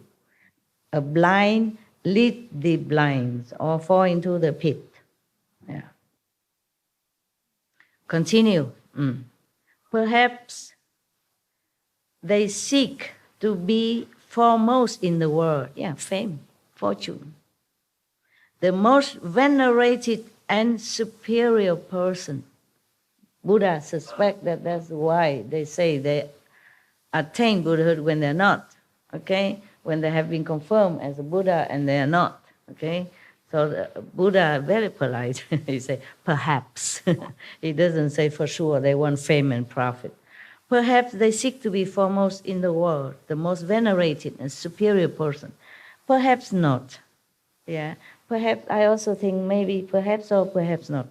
The reason was that maybe some monks or priests, maybe they just ignorant. Yeah. And then puffed up by surrounding followers or passerby or whoever, and then, and then he thinks he is really enlightened. So perhaps he knows he's not enlightened. Perhaps he thinks he's enlightened. Yeah, because of circumstances. Not necessarily that he wants fame or profit. It just, by the way, maybe. Yeah, so Buddha said perhaps. I also say perhaps so. Yes. To their audiences, they say that they have attained the fruition of Sotapanna, means some great enlightenment status. Yeah. The fruition of a Sakridagamin, the fruition of an Anagamin, the fruition of Aharship, the Pattaya Buddha vehicle, all the various levels of Bodhisattvahood up to and including the 10 grounds in order to be revered by others and because they are greedy for offerings. Buddha said perhaps, or this reason that some people claim that they have become Pattaya Buddha or they have become such and such Bodhisattva or just one time only return and never come back again, etc., etc., at different levels. And they want offering from the people, greedy offering. Because some believers, they offer anything. So that's all the reason the Buddha suspect why somebody proclaimed that they have attained this and that when they have not, okay? Now the Buddha continued. These Ichantikas, meaning the great liars, Ichantika is a Sanskrit term for such kind of people who lie about enlightenment and their saintly status. That's Ichantikas, yeah? Not normal liars. These are Ichantikas, mean greatest liar, the worst liars, yeah. These Ichantikas destroy the seeds of Buddhahood just as surely as a thala tree is destroyed if it is chopped down. A thala tree or any tree, okay? If you chop down a tree, it's chopped down, right? No more chance to live. Similarly, these Ichantikas, mean the greatest liar people, cut down their seed of future enlightenment or Buddhahood like a tree being chopped down. This is so bad when you lie about your achievement in spiritual practice. Should never do that. If you lie about something else, mundane way or because of any necessity, good excuses, maybe still can be redeemed. You can still be helped and saved and become Buddha. But if you lie as a Ichantikas, then you finished. You can never be anywhere near Buddhahood. You cut off your seat of enlightenment, of Buddhahood.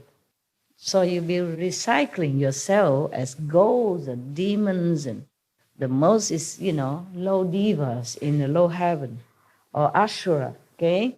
Have power, have retinues, have followers, have magical power and all that. But you will never become a Buddha. So beware of that. Buddha continued, I command the bodhisattvas and arhats to appear after my extinction in response bodies in the Dhamma ending age. Response body is similar to the light body. Transformation body, light body. Not the real physical body, but the appearance of the body in light. So the Buddha appealed to the Buddha, Bodhisattva, and the arhats in the future, use their transformation body in the Dhamma ending age, when the Buddha has gone to their nirvana a long time, maybe 300-500 years after, and to take various forms in order to rescue those in the cycle of rebirth. Because Ananda has asked how he can help. So the Buddha keeps saying all these methods. And he even appealed to all the Buddhas and Bodhisattvas to help other sentient beings after he's gone. They should either become shramanas, white-robed lay disciples, kings, ministers or officials, virgin youths or maidens, and so forth. Remember, he said, appear in various forms, use a transformation body to appear as if you are king, queen, etc. So some kings and queens are maybe not real physical king and queen, but the manifestation of the bodies. If they are benevolent and kind, then maybe they are a bodhisattva manifestation. Okay, and so forth.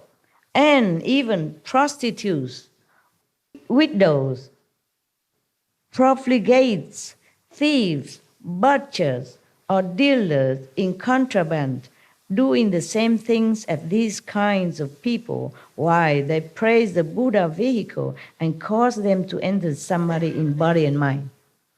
So the Buddha requests all the future monks, nuns, bodhisattva, saints, to please use their power of transformation to appear in different field of life, in different jobs, in different positions, even as prostitutes, as butchers. They're doing the same job with them.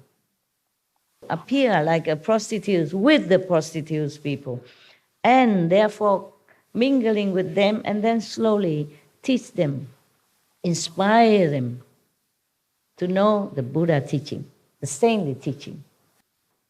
So how much sacrifice any Buddha or Bodhisattva has to undergo, nobody would know.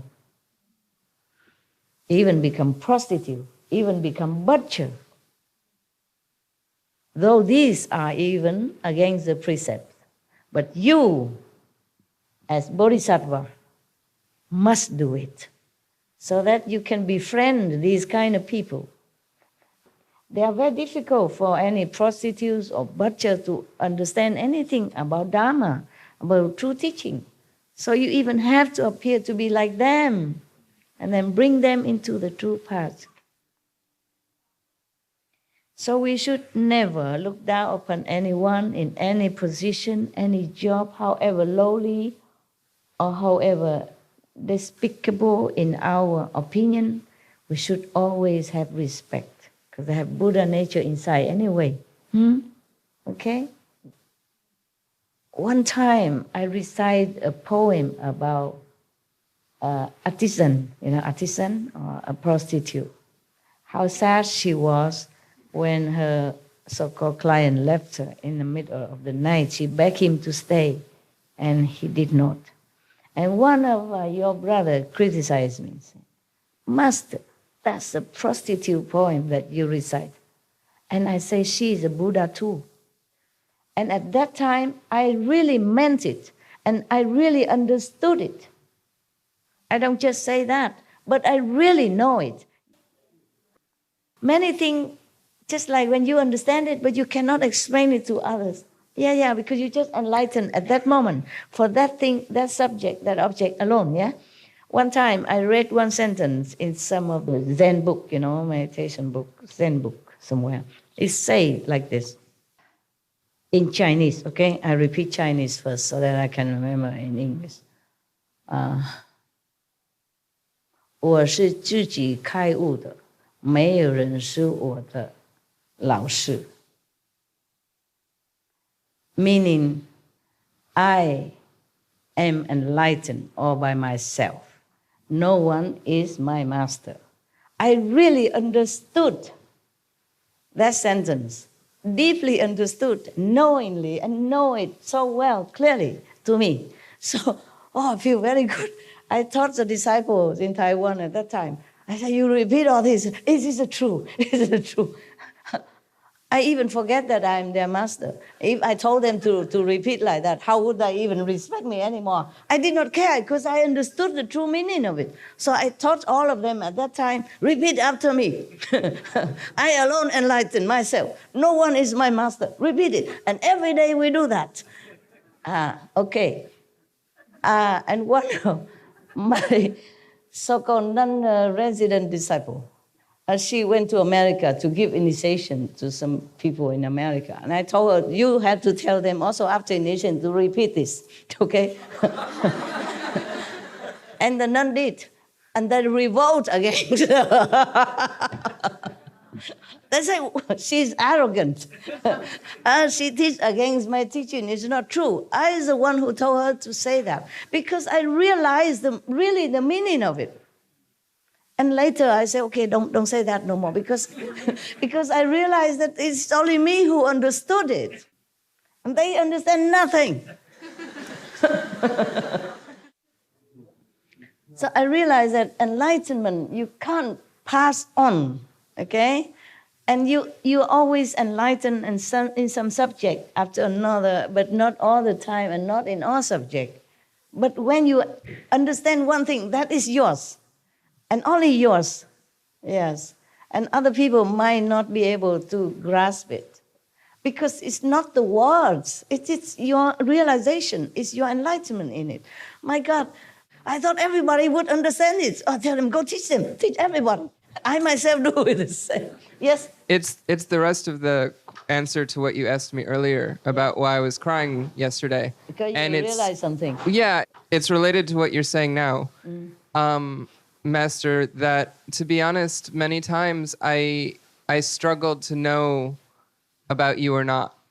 And I always had what I called an internal master, which was a voice that guided me and still told me to listen to you and still told me to trust you and still told me to come here and to follow you. And I cried yesterday at a moment when they were the same voice at the same time. Yeah. When your voice and my internal master were at the same time speaking, the same voice was one of the moments that I cried. Very good. And what you just said reminded me of that. And so I wanted to finish answering your question from before. Very good. Okay, I was just concerned about you. Okay? Thank you. Yeah, all right. That maybe something I said that trigger you or some sadness in you. Okay, that you might feel guilty about something. Okay, that's all. Okay, good that you know. Good that you know. Yeah, it's like that. Whatever we know, we just know. We can't explain it to somebody else because it's such a simple sentence. Yeah? I enlighten myself alone. Nobody is my master. And I really know that, what it means. And then I teach everybody because I was so happy this is the truth. And nobody understands nada. And I told my nun to tell the new disciple in America that revolt against her. They wrote letter to me, say that nun is very bad. She told us that you are not our master. That we alone are our own master. Nobody is master. That means she disregards you. I said, no, I told her to tell you. God.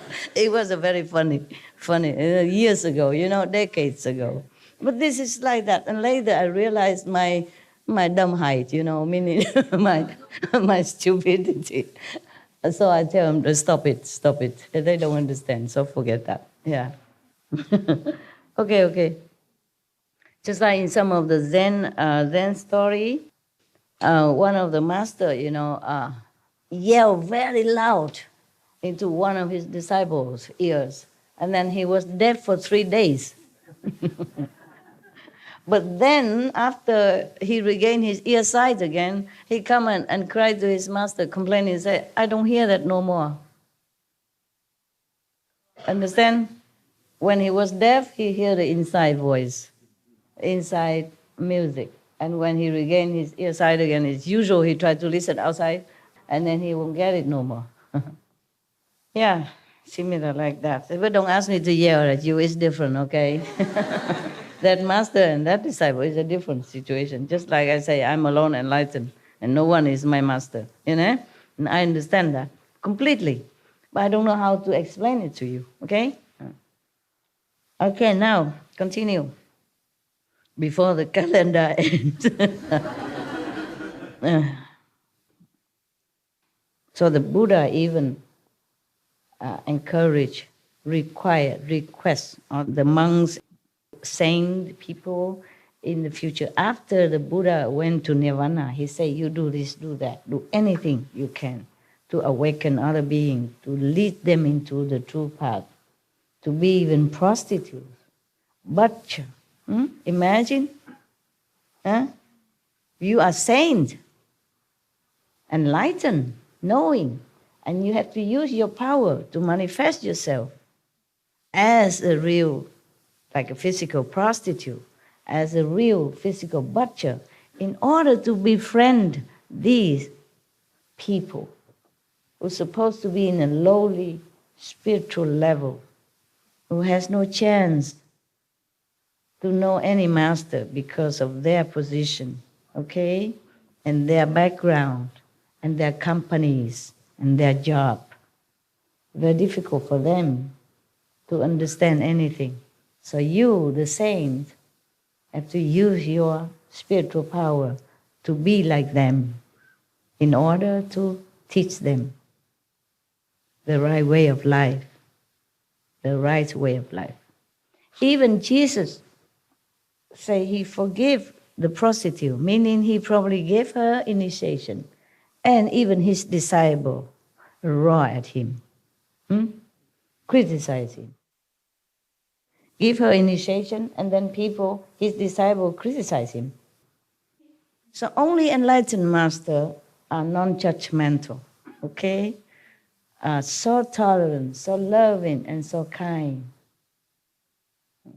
I made some offering, a substantial sum offering to a temple in Europe, because I knew the old abbot, he's gone now. He's gone now, the new one coming. The old abbot was an ascetic monk, very good monk. He's mostly skinny and very funny, very funny. He went to my house, sometimes stay in my house also, of course with other disciples. And he and other monks are very much respectful of me and loving me very much.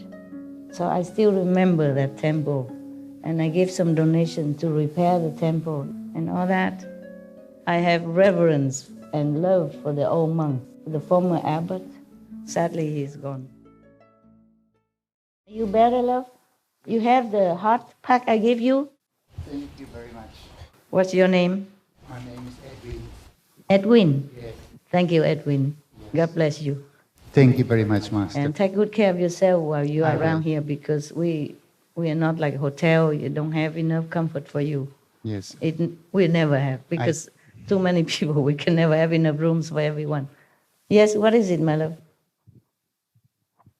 Hi, Master. Hi? This is the first time I've come to see you. First time I see you. Yes. Fancy that. We're both the same. I've been a Hare Krishna for 15 years. Oh, Hare Krishna to you. Hare Krishna, Master. Yes. And so many things you've said yesterday and today from the sutras that have made me realize I was with the right guru, and he's passed on now. What's his name? His great name? Krishna Das Swami. Oh, yeah. Yeah. Loving monk. He was Master. He he made me feel the love of God than any other person I've ever known. Oh, wonderful for you. Thank him. But I'd like to just say two things now. His name is Edwin. My surname is Edwin.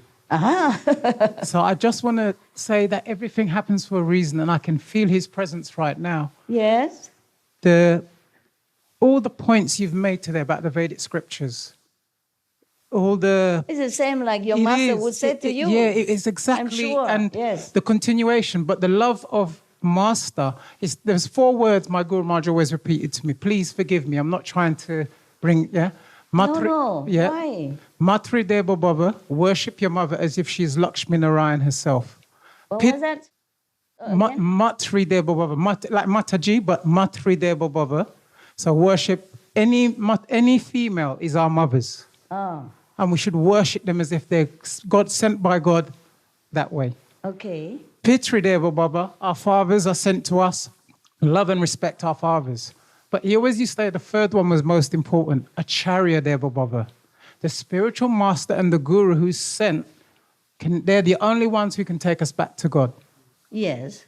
Our original mothers and fathers are there. They give us worldly knowledge. They help us. They give us all the things we need in this world to equip us for this world. But it's only a spiritual master or a guru who can send us back to the spiritual world and connect us back to God. I've watched many of your disciples on different lectures. And just watching the way you chastise them for the love of one disciple, Guru Maharaj always used to say, any spiritual master or guru has to be heavy, because their relationship with their disciples is to get them to go back to God. Yeah. Unconditional love. Yes. Master, I'd just like to say thank you. All I've felt here since I've been here for 2 days is unconditional love. Wonderful. Absolutely. By the candor of your own disciples, they're a living example to you. And I they're absolutely. But even this is, we're children. We are children, and we're trying to find our way through. And you've been sent to show us the best way back to God. Thank you, my love. And we're not perfect. But Master, please, thank you very, very much. I really, really do love you from my heart. And I will do the best to be one of your following disciples. Thank you. Hare Krishna, Master. Blessed is your guru who taught you the right things in the right way, and the humility that he taught you, and the enlightenment that he led you to. Please forgive me if I've offended in any way whatsoever. No. I didn't know the protocol, so I was just holding back, and this was the right moment. Never. Because the young gentleman, the things he said, Yeah. really, really touched me. The fact that his inner voice and your voice came to him at the same time, that is the most perfect realization one can have. I and your masters are one. Thank you. Really, they're Absolutely. working together to uplift humankind. Yes. We have no competition between each other. We love each other and we are buddies. Hare Krishna, Master. Okay. Thank you. All right, thank you. Yes. Thank you for your loving comment, and blessed be your guru forever. May he always guide you and never leave you. Even though with me, my assistant, may he always be your guru, the best, and always guide you in perfection. And may you always remember him, your inner master. Okay, all right. This is very emotional to me. Any gurus are precious. In India, they revere guru more than God. They say, what God to me, just throw me into the sea of suffering of existence. Only my guru liberates me, love me, protect me, and take me home. They praise guru all the time. Please forgive me again. I don't mean to interrupt. But there was what you said about because I've followed martial arts all my life. So when you said that about these things, the Shaolin monks have this, the candles burnt upon their head as a self-sacrifice, that they will do the best they can for mankind. Yes. Even what they're learning is to serve their nation, to serve their community. Yeah. So when I heard you say that, after all this time, it was such an enlightening thing to understand why these three, it was really, really wonderful. I never mentioned it before. Yeah, and having come here, all the Shaolin monks, all the Buddha Dharma, everything is this whole place. It just happened already. Absolutely. They exist before we bought it. So I just keep it as is. No, I was going to maybe ask for Jesus statues outside and some other master to put around to compete with all these monks. Some things we have removed. Yes, and the former owner removed. But the former owner also vegetarian. That's why they were very happy that we bought it. He worried that some other business come in and do the killing and meat and every day, and he's very happy that we're vegetarian. Okay. Just one more thing, and then Tell me. what you were saying about the grains, what you explained about Buddha, the Buddha saying about the grains. In Krishna consciousness, we keep Ekadashi 2 days a month. Yes. And we fast from grains and beans.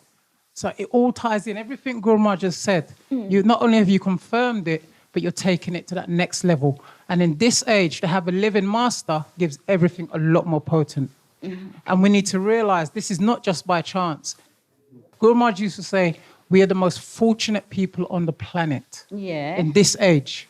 It is. But we're the most unfortunate because at every given moment, we will turn our backs on God through some kind of distraction.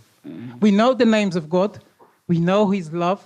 And yet at every given moment, Maya will play with us.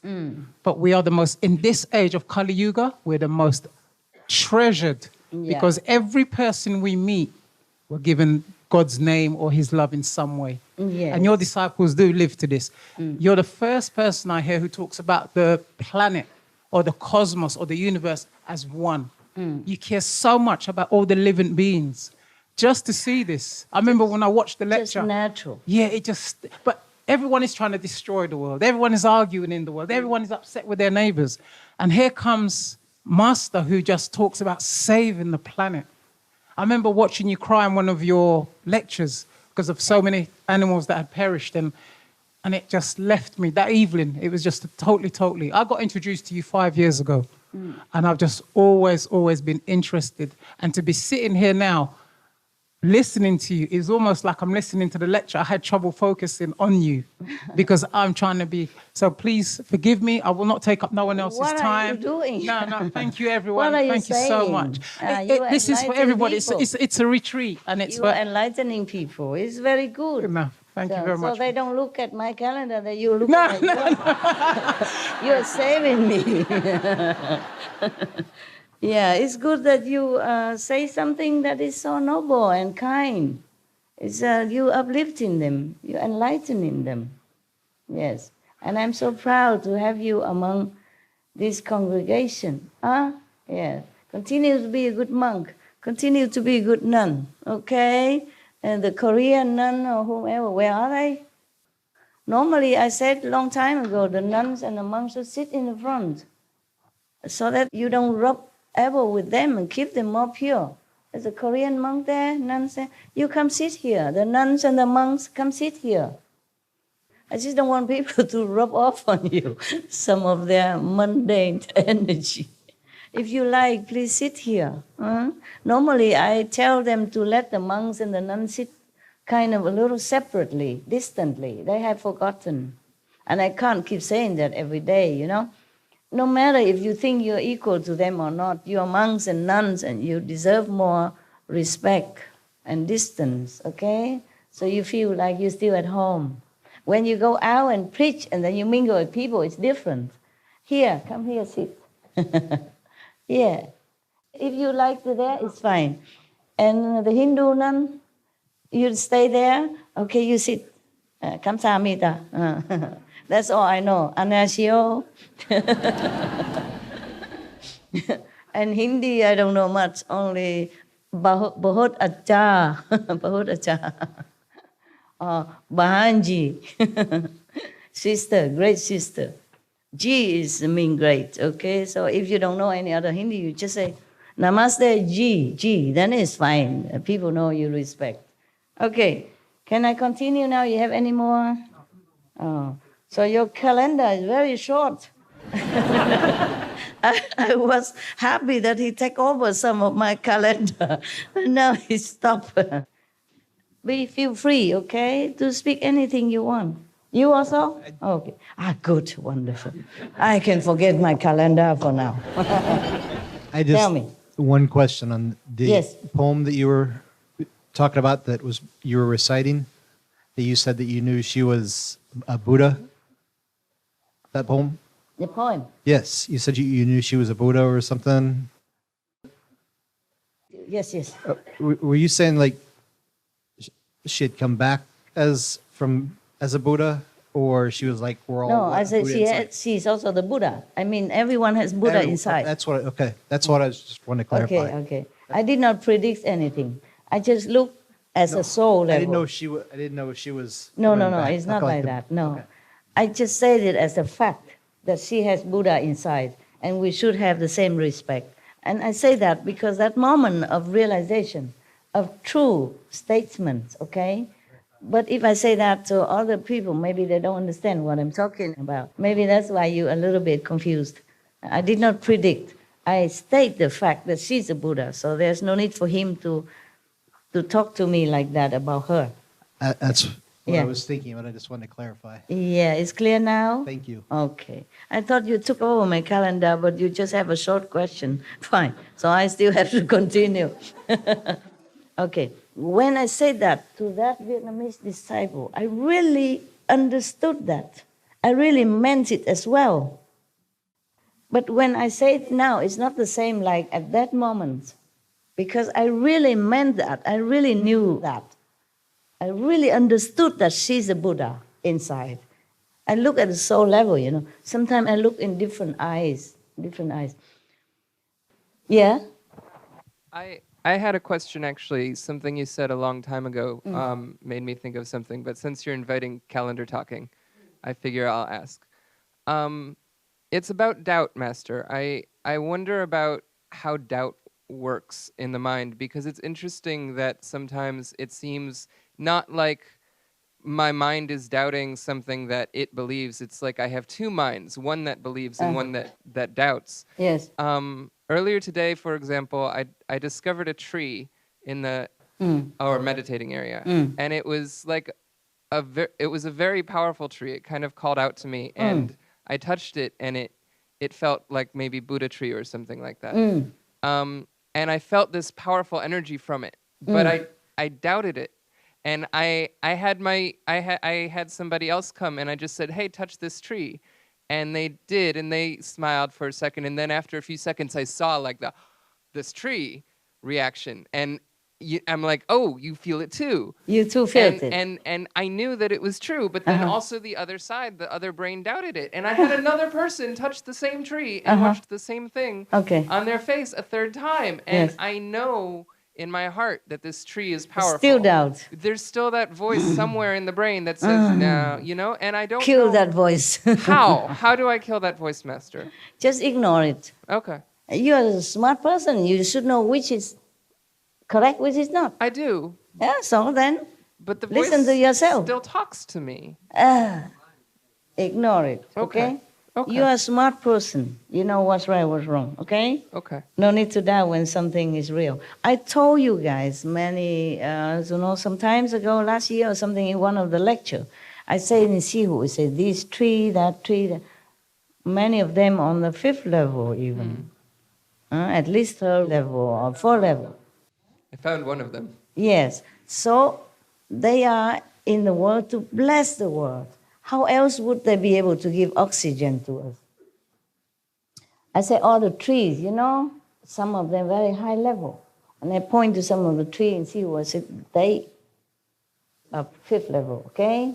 And they're blessing the world. And we are the one who kill them without thanking, okay? So you experience one of that.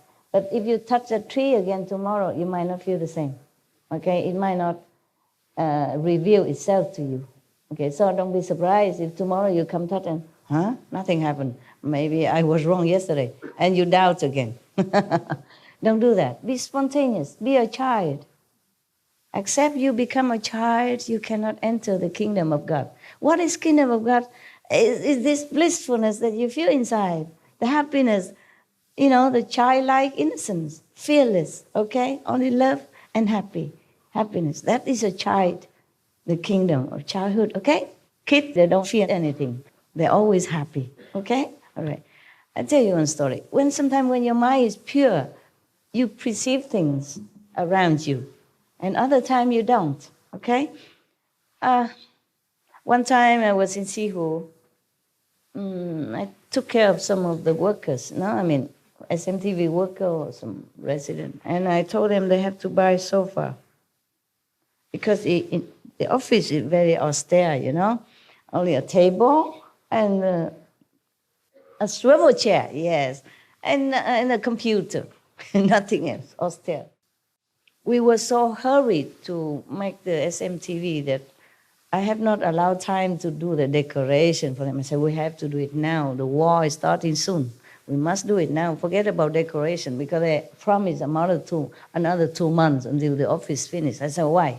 It's all done. We have table, we have chairs. I said, oh, we still need to decorate. I said, no. We have to begin now.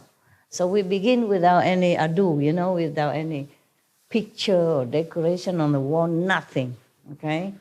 But I say you have to be comfortable, yeah, because you work all day and you need some sofa, okay? Sometimes if you're tired of sitting, maybe you can recline on the sofa and do some computer work.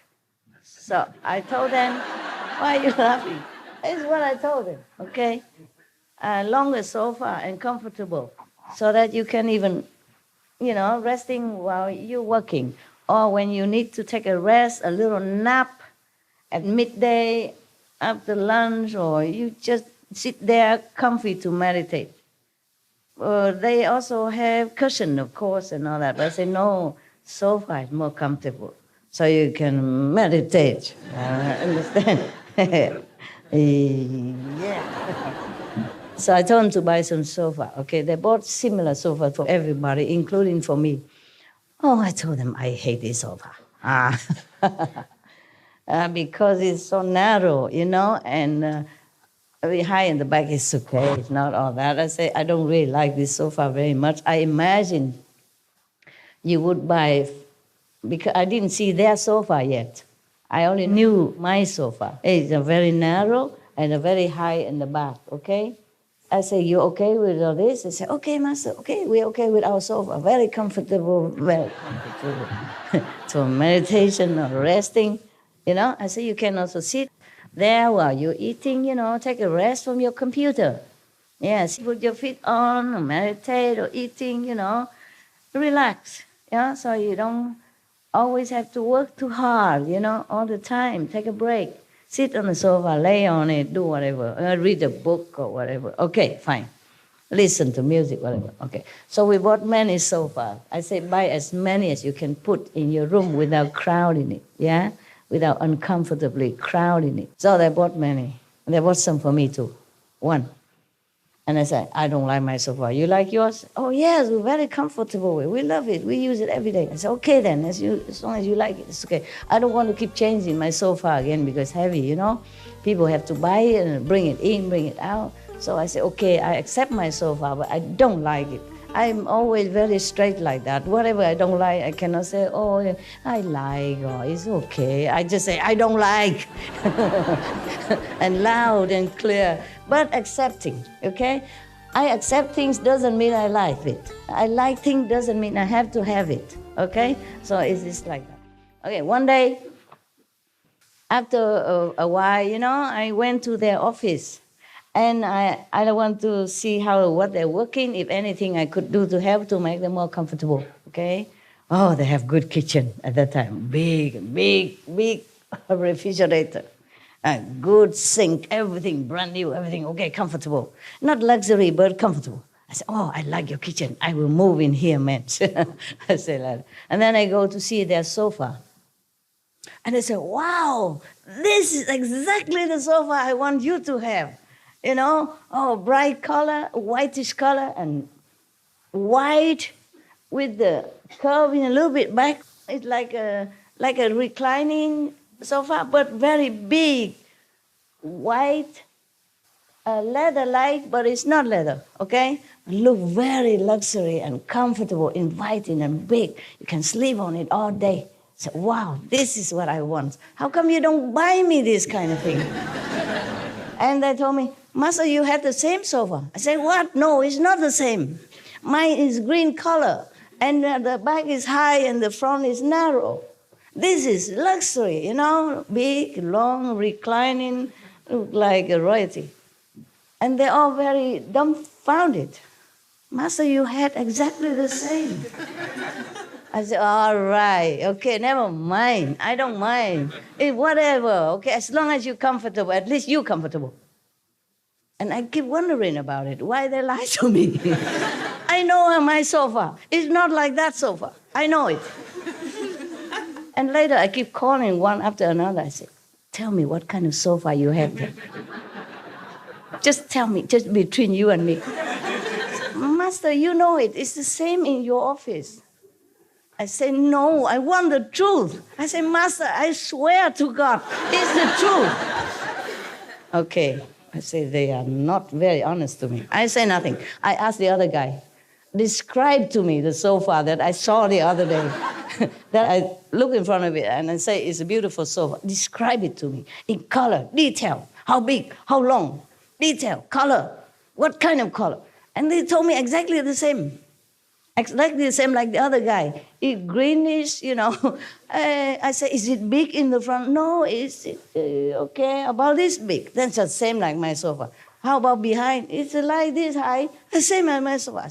No, not again. I told you, tell me the truth. I just want to know why you told me it's the same as my sofa. But it's not the same at all. Why would I praise a sofa when I don't like it? You know? If I don't like my sofa, why I praise the same one in your office? You know I'm very straight and honest. I never say things that is not true. No, Master, it's the same one. 3, 4 of them, and all of them tell me the same thing. Oh, I was very frustrated. So I said, okay, tell me, is there another sofa somewhere that has been moved? Maybe before I was in your office, now it moved somewhere without you guys knowing. No, Master, he's always been here. It never has any other sofa anywhere else in the whole ashram. I said, how about in International Garden? Is it the same? It's similar, Master, just different color. I said, what color? I said, greenish also. I can't believe it. And then they know each other. They say, yeah, Master, stand in front of that sofa and praise it. And say, she loved that style and that sofa. It's not. Just my eyes see different. It's the same sofa, exactly the same. They buy many and they give me one. And they have 6, for example, like that. But I saw that day is completely different. It's the ideal sofa that I wanted them to have. What I wanted them to have in my mind is exactly the same as what I saw that day, but it doesn't exist at all anywhere in the ashram. Nobody ever bought it. Nobody ever saw it. It's not anywhere. I asked the whole ashram, everybody. Nobody saw anything like what I said. So you understand what I'm saying? I think so. Yeah? I'm enjoying the story either way. Okay. You don't believe me? You ask some of the SMTV people. Yeah, the story is still circulating somewhere. But they probably think I'm cuckoo, you know? How can I explain that? I said, really? It cannot be optical illusion because the color is all different. The size is different. The style is very royal-like, you know, beautiful, reclining kind of sofa in your, beautiful mansion somewhere. White color instead of green. How can you see green into white? I'm not colorblind. I saw all the color. This is pink, okay? This is creamy color. This is deeper pink. And this is yellow, lemon yellow, for example. I know all the color. This is purplish, okay? This is deep purple. This is green. I'm not colorblind. I passed my driving license. It's apple red, green, white, mauve color. They call it mauve. Something like that. Skin color, okay? Kind of. I'm not colorblind. How can a green sofa appear into white, sleek, and shining leather-like, but it's not leather. Very inviting, very comfortable, like you could stay there, sleep all day. And that's the sofa I wanted them to have. I told them to buy that kind of sofa. So I thought they bought it until I saw the difference. Until now, I still can't figure it out. So I asked the heaven, what is it? You tricked me or something? Why did I see the sofa different color, different style, different size? This is your pure mind and make it like that. Yeah. Just like one day I sat in my office, in the old house, I mean, I made into office with dog sofa and bed all over around me, yeah, so that I can work and be with dogs same time. There's nothing really much that you can envy. And then I look outside before the dogs came long ago. When I first or second time came back to Taiwan, and I saw outside, oh, it's like Europe. Like European, it's not like the scenery that I have seen before, not like Taiwan style, not the same. So I said, where am I? I said to myself, where am I? I thought I came back to Taiwan. How come I am in Europe? The energy, you understand? The scenery and the energy, feeling is all Europe. It's not Taiwan at all. Different level of energy, different elevation. So I couldn't believe myself. I thought, I came back to Taiwan already. How come I'm in Europe? Are you there? No, I'm in Taiwan. Because the old table and all that is a Taiwan. It's just surrounding is like Europe. So I call everybody again. Where am I? Even one sister, the cook from Loving Hood in Austria, you know. I call her also, after all, because I don't believe the Taiwanese people. I thought they just say what I want to hear. So I call a Vietnamese cook. So I call her last minute. And last one I call. I say, am I still in Austria with you? Am I in somewhere in Europe? Are you coming here with me or you came after? Where am I? Am I in Taiwan or anyway? I know I went back to Taiwan. How come I see Europe? She said, you are in Taiwan, master. So I say, okay, I give up. Whatever, as long as I feel good. Yeah, the energy is elevated into different kind of more developed type of country. Taiwanese people, they're very kind, but they're very casual about their environment. Many places are very casual, you know. Maybe they're more inside. They don't care much of the outside. Yeah. I'm telling you, yeah. There's no end to all kind of things that I saw. Yeah. Master, talking about the trees and energy, I was recently in Vancouver, Canada, and my husband took me into a little village called the Whistler. It has 3 beautiful lakes, like the one picture behind you, yes. And talking about trees, I was so touched. We went into mountain to look the waterfalls, and coming inside, humongous big trees. The moment I stepped inside of starting in a wood area, I'm feeling the vibration of the tree, but immense love. I start crying, and my husband was in front of me. He looked back and he said, what happened? I said, I just felt the love from the trees. Forest, yes. I was just going and touching them and sending the love back to them. It was so touching that the energy of love and the vibration, so beautiful, pure love giving. They are giving us love. That's so true. That's true. That is true when you can experience that. This is true like that. Every being is living, and very pure inside.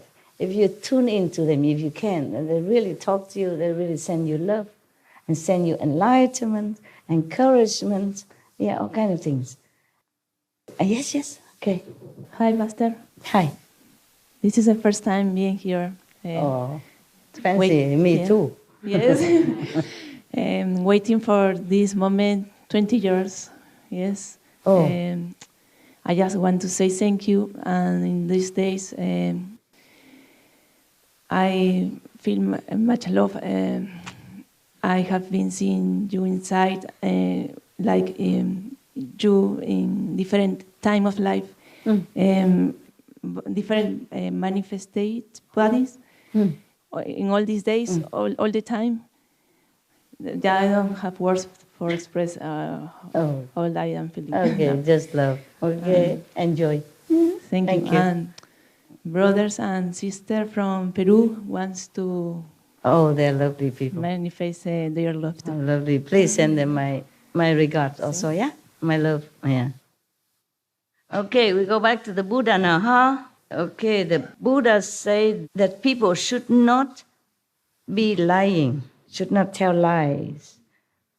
And then the Buddha said conclusively that this is the fourth clear and unalterable instruction on purity given by the first come ones and the Buddhas and the world-honored ones in the past, and also him as well, past, present. Meaning is the true teaching from all the saints, not just the Sakyamuni Buddha. Good. So he said, therefore, Ananda, one who does not cut off lying is like a person who carves a piece of human excrement, excuse me, he said, to look like chandana, maybe sandalwood, something.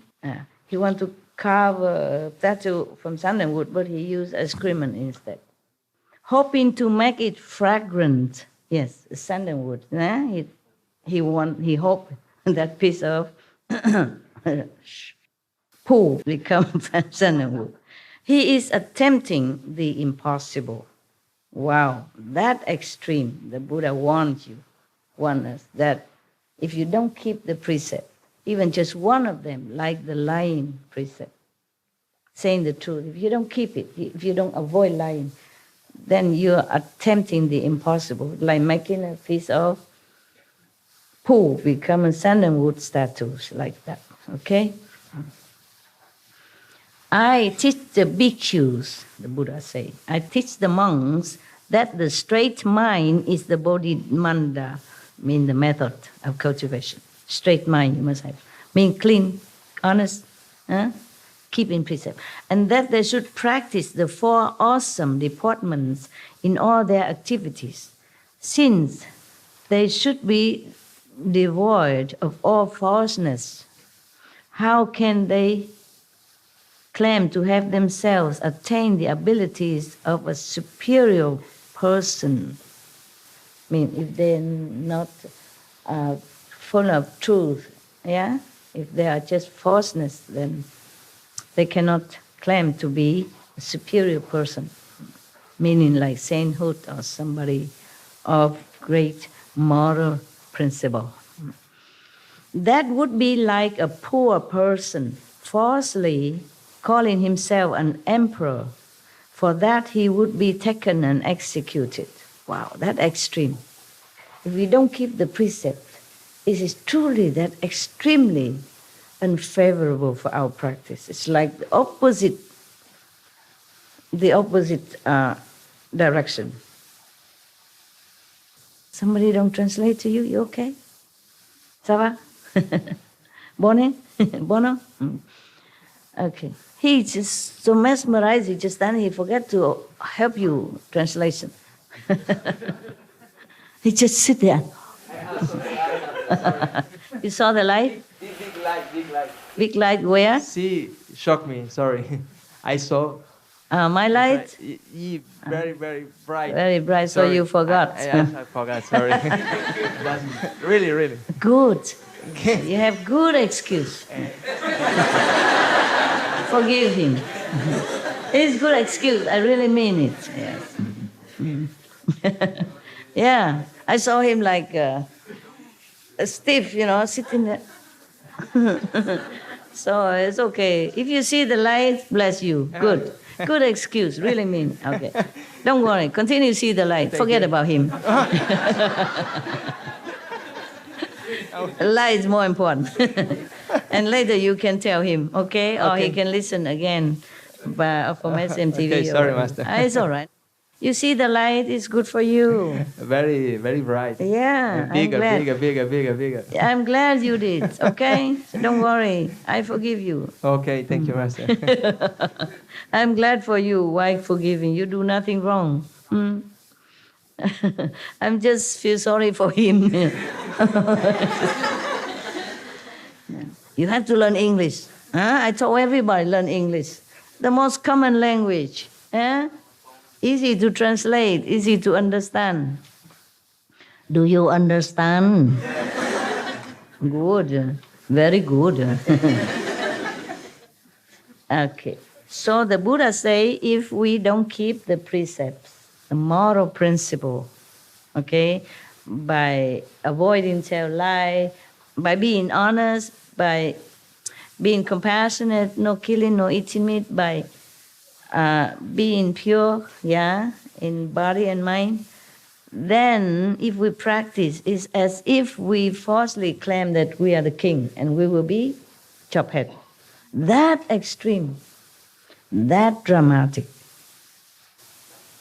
that's what the Buddha wants to really, really tell us. It is really important to keep precept.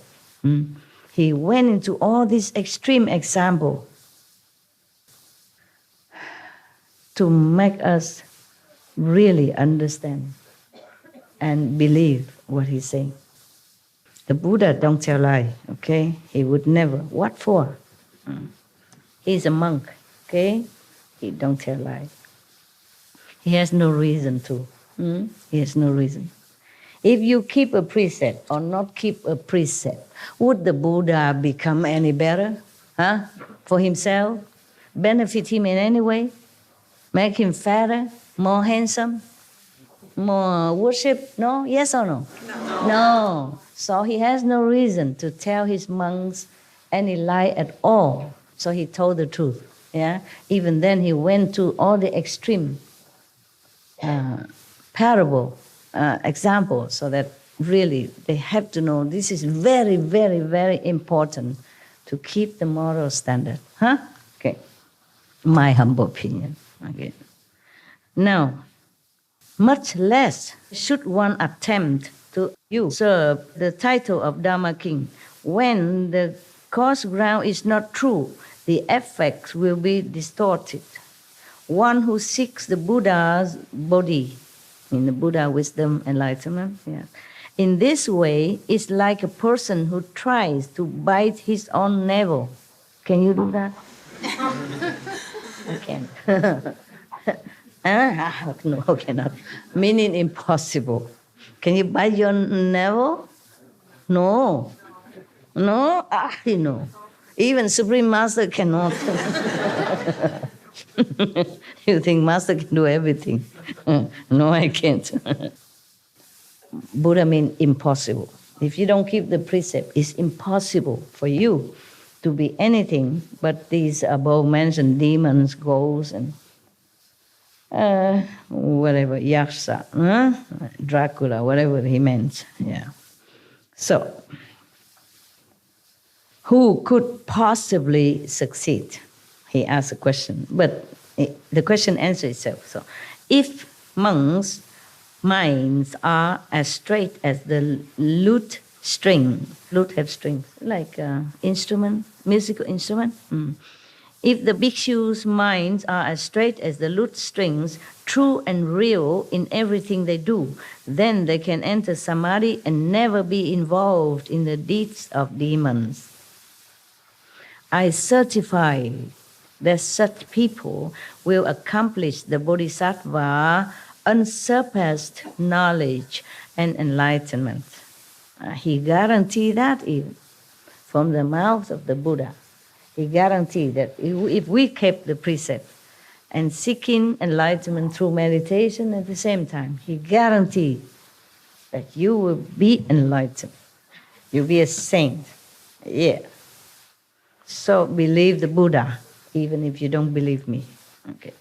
What I have said here is the Buddha's teaching. The Buddha said again, any explanation counter to it is the teaching of the Papian, means heretic. It's 1 o'clock, not true. My calendar really run out. Okay, tomorrow, yeah?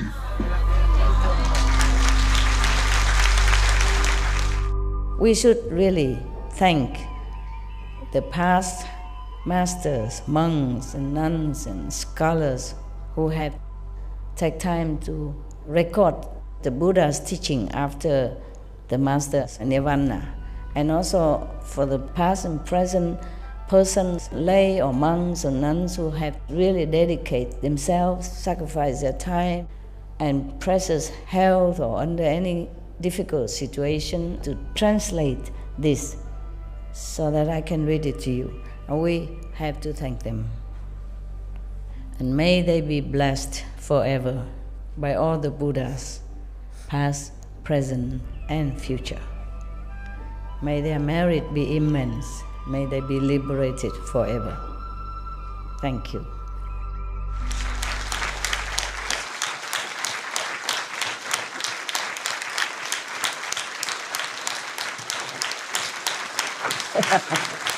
Okay, cut and call long enough. Thank you. I thank you for being patient and listening with awe and ooh, and hoorah and all that. That's really keep me awake. Thank you, Yeah, for understanding, and thank you for being good. I don't know if I can finish. I don't know if I can finish what I promised you during this retreat, but we all try. Okay, Amitabha.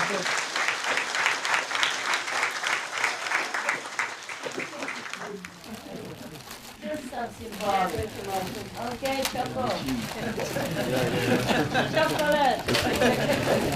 No flake. Give it to the old brother Leach. Here, from Ireland. Please. I have so much respect and regard for you guys. So high in age and uncomfortable, still go all the way here to sit on the floor. God bless you. God bless you. God bless you. Yeah. Surely God will bless you. I will God I bless you. Share with your neighbor, okay? Sharing is a virtue, right?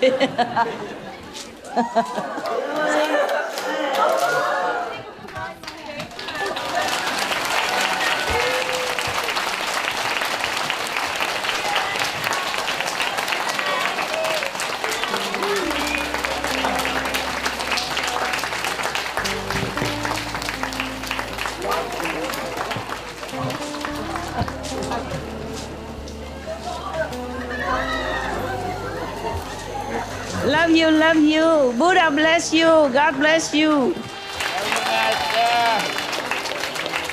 All the master, gurus bless you. Thank you for your love. Thank you for being good. See you tomorrow.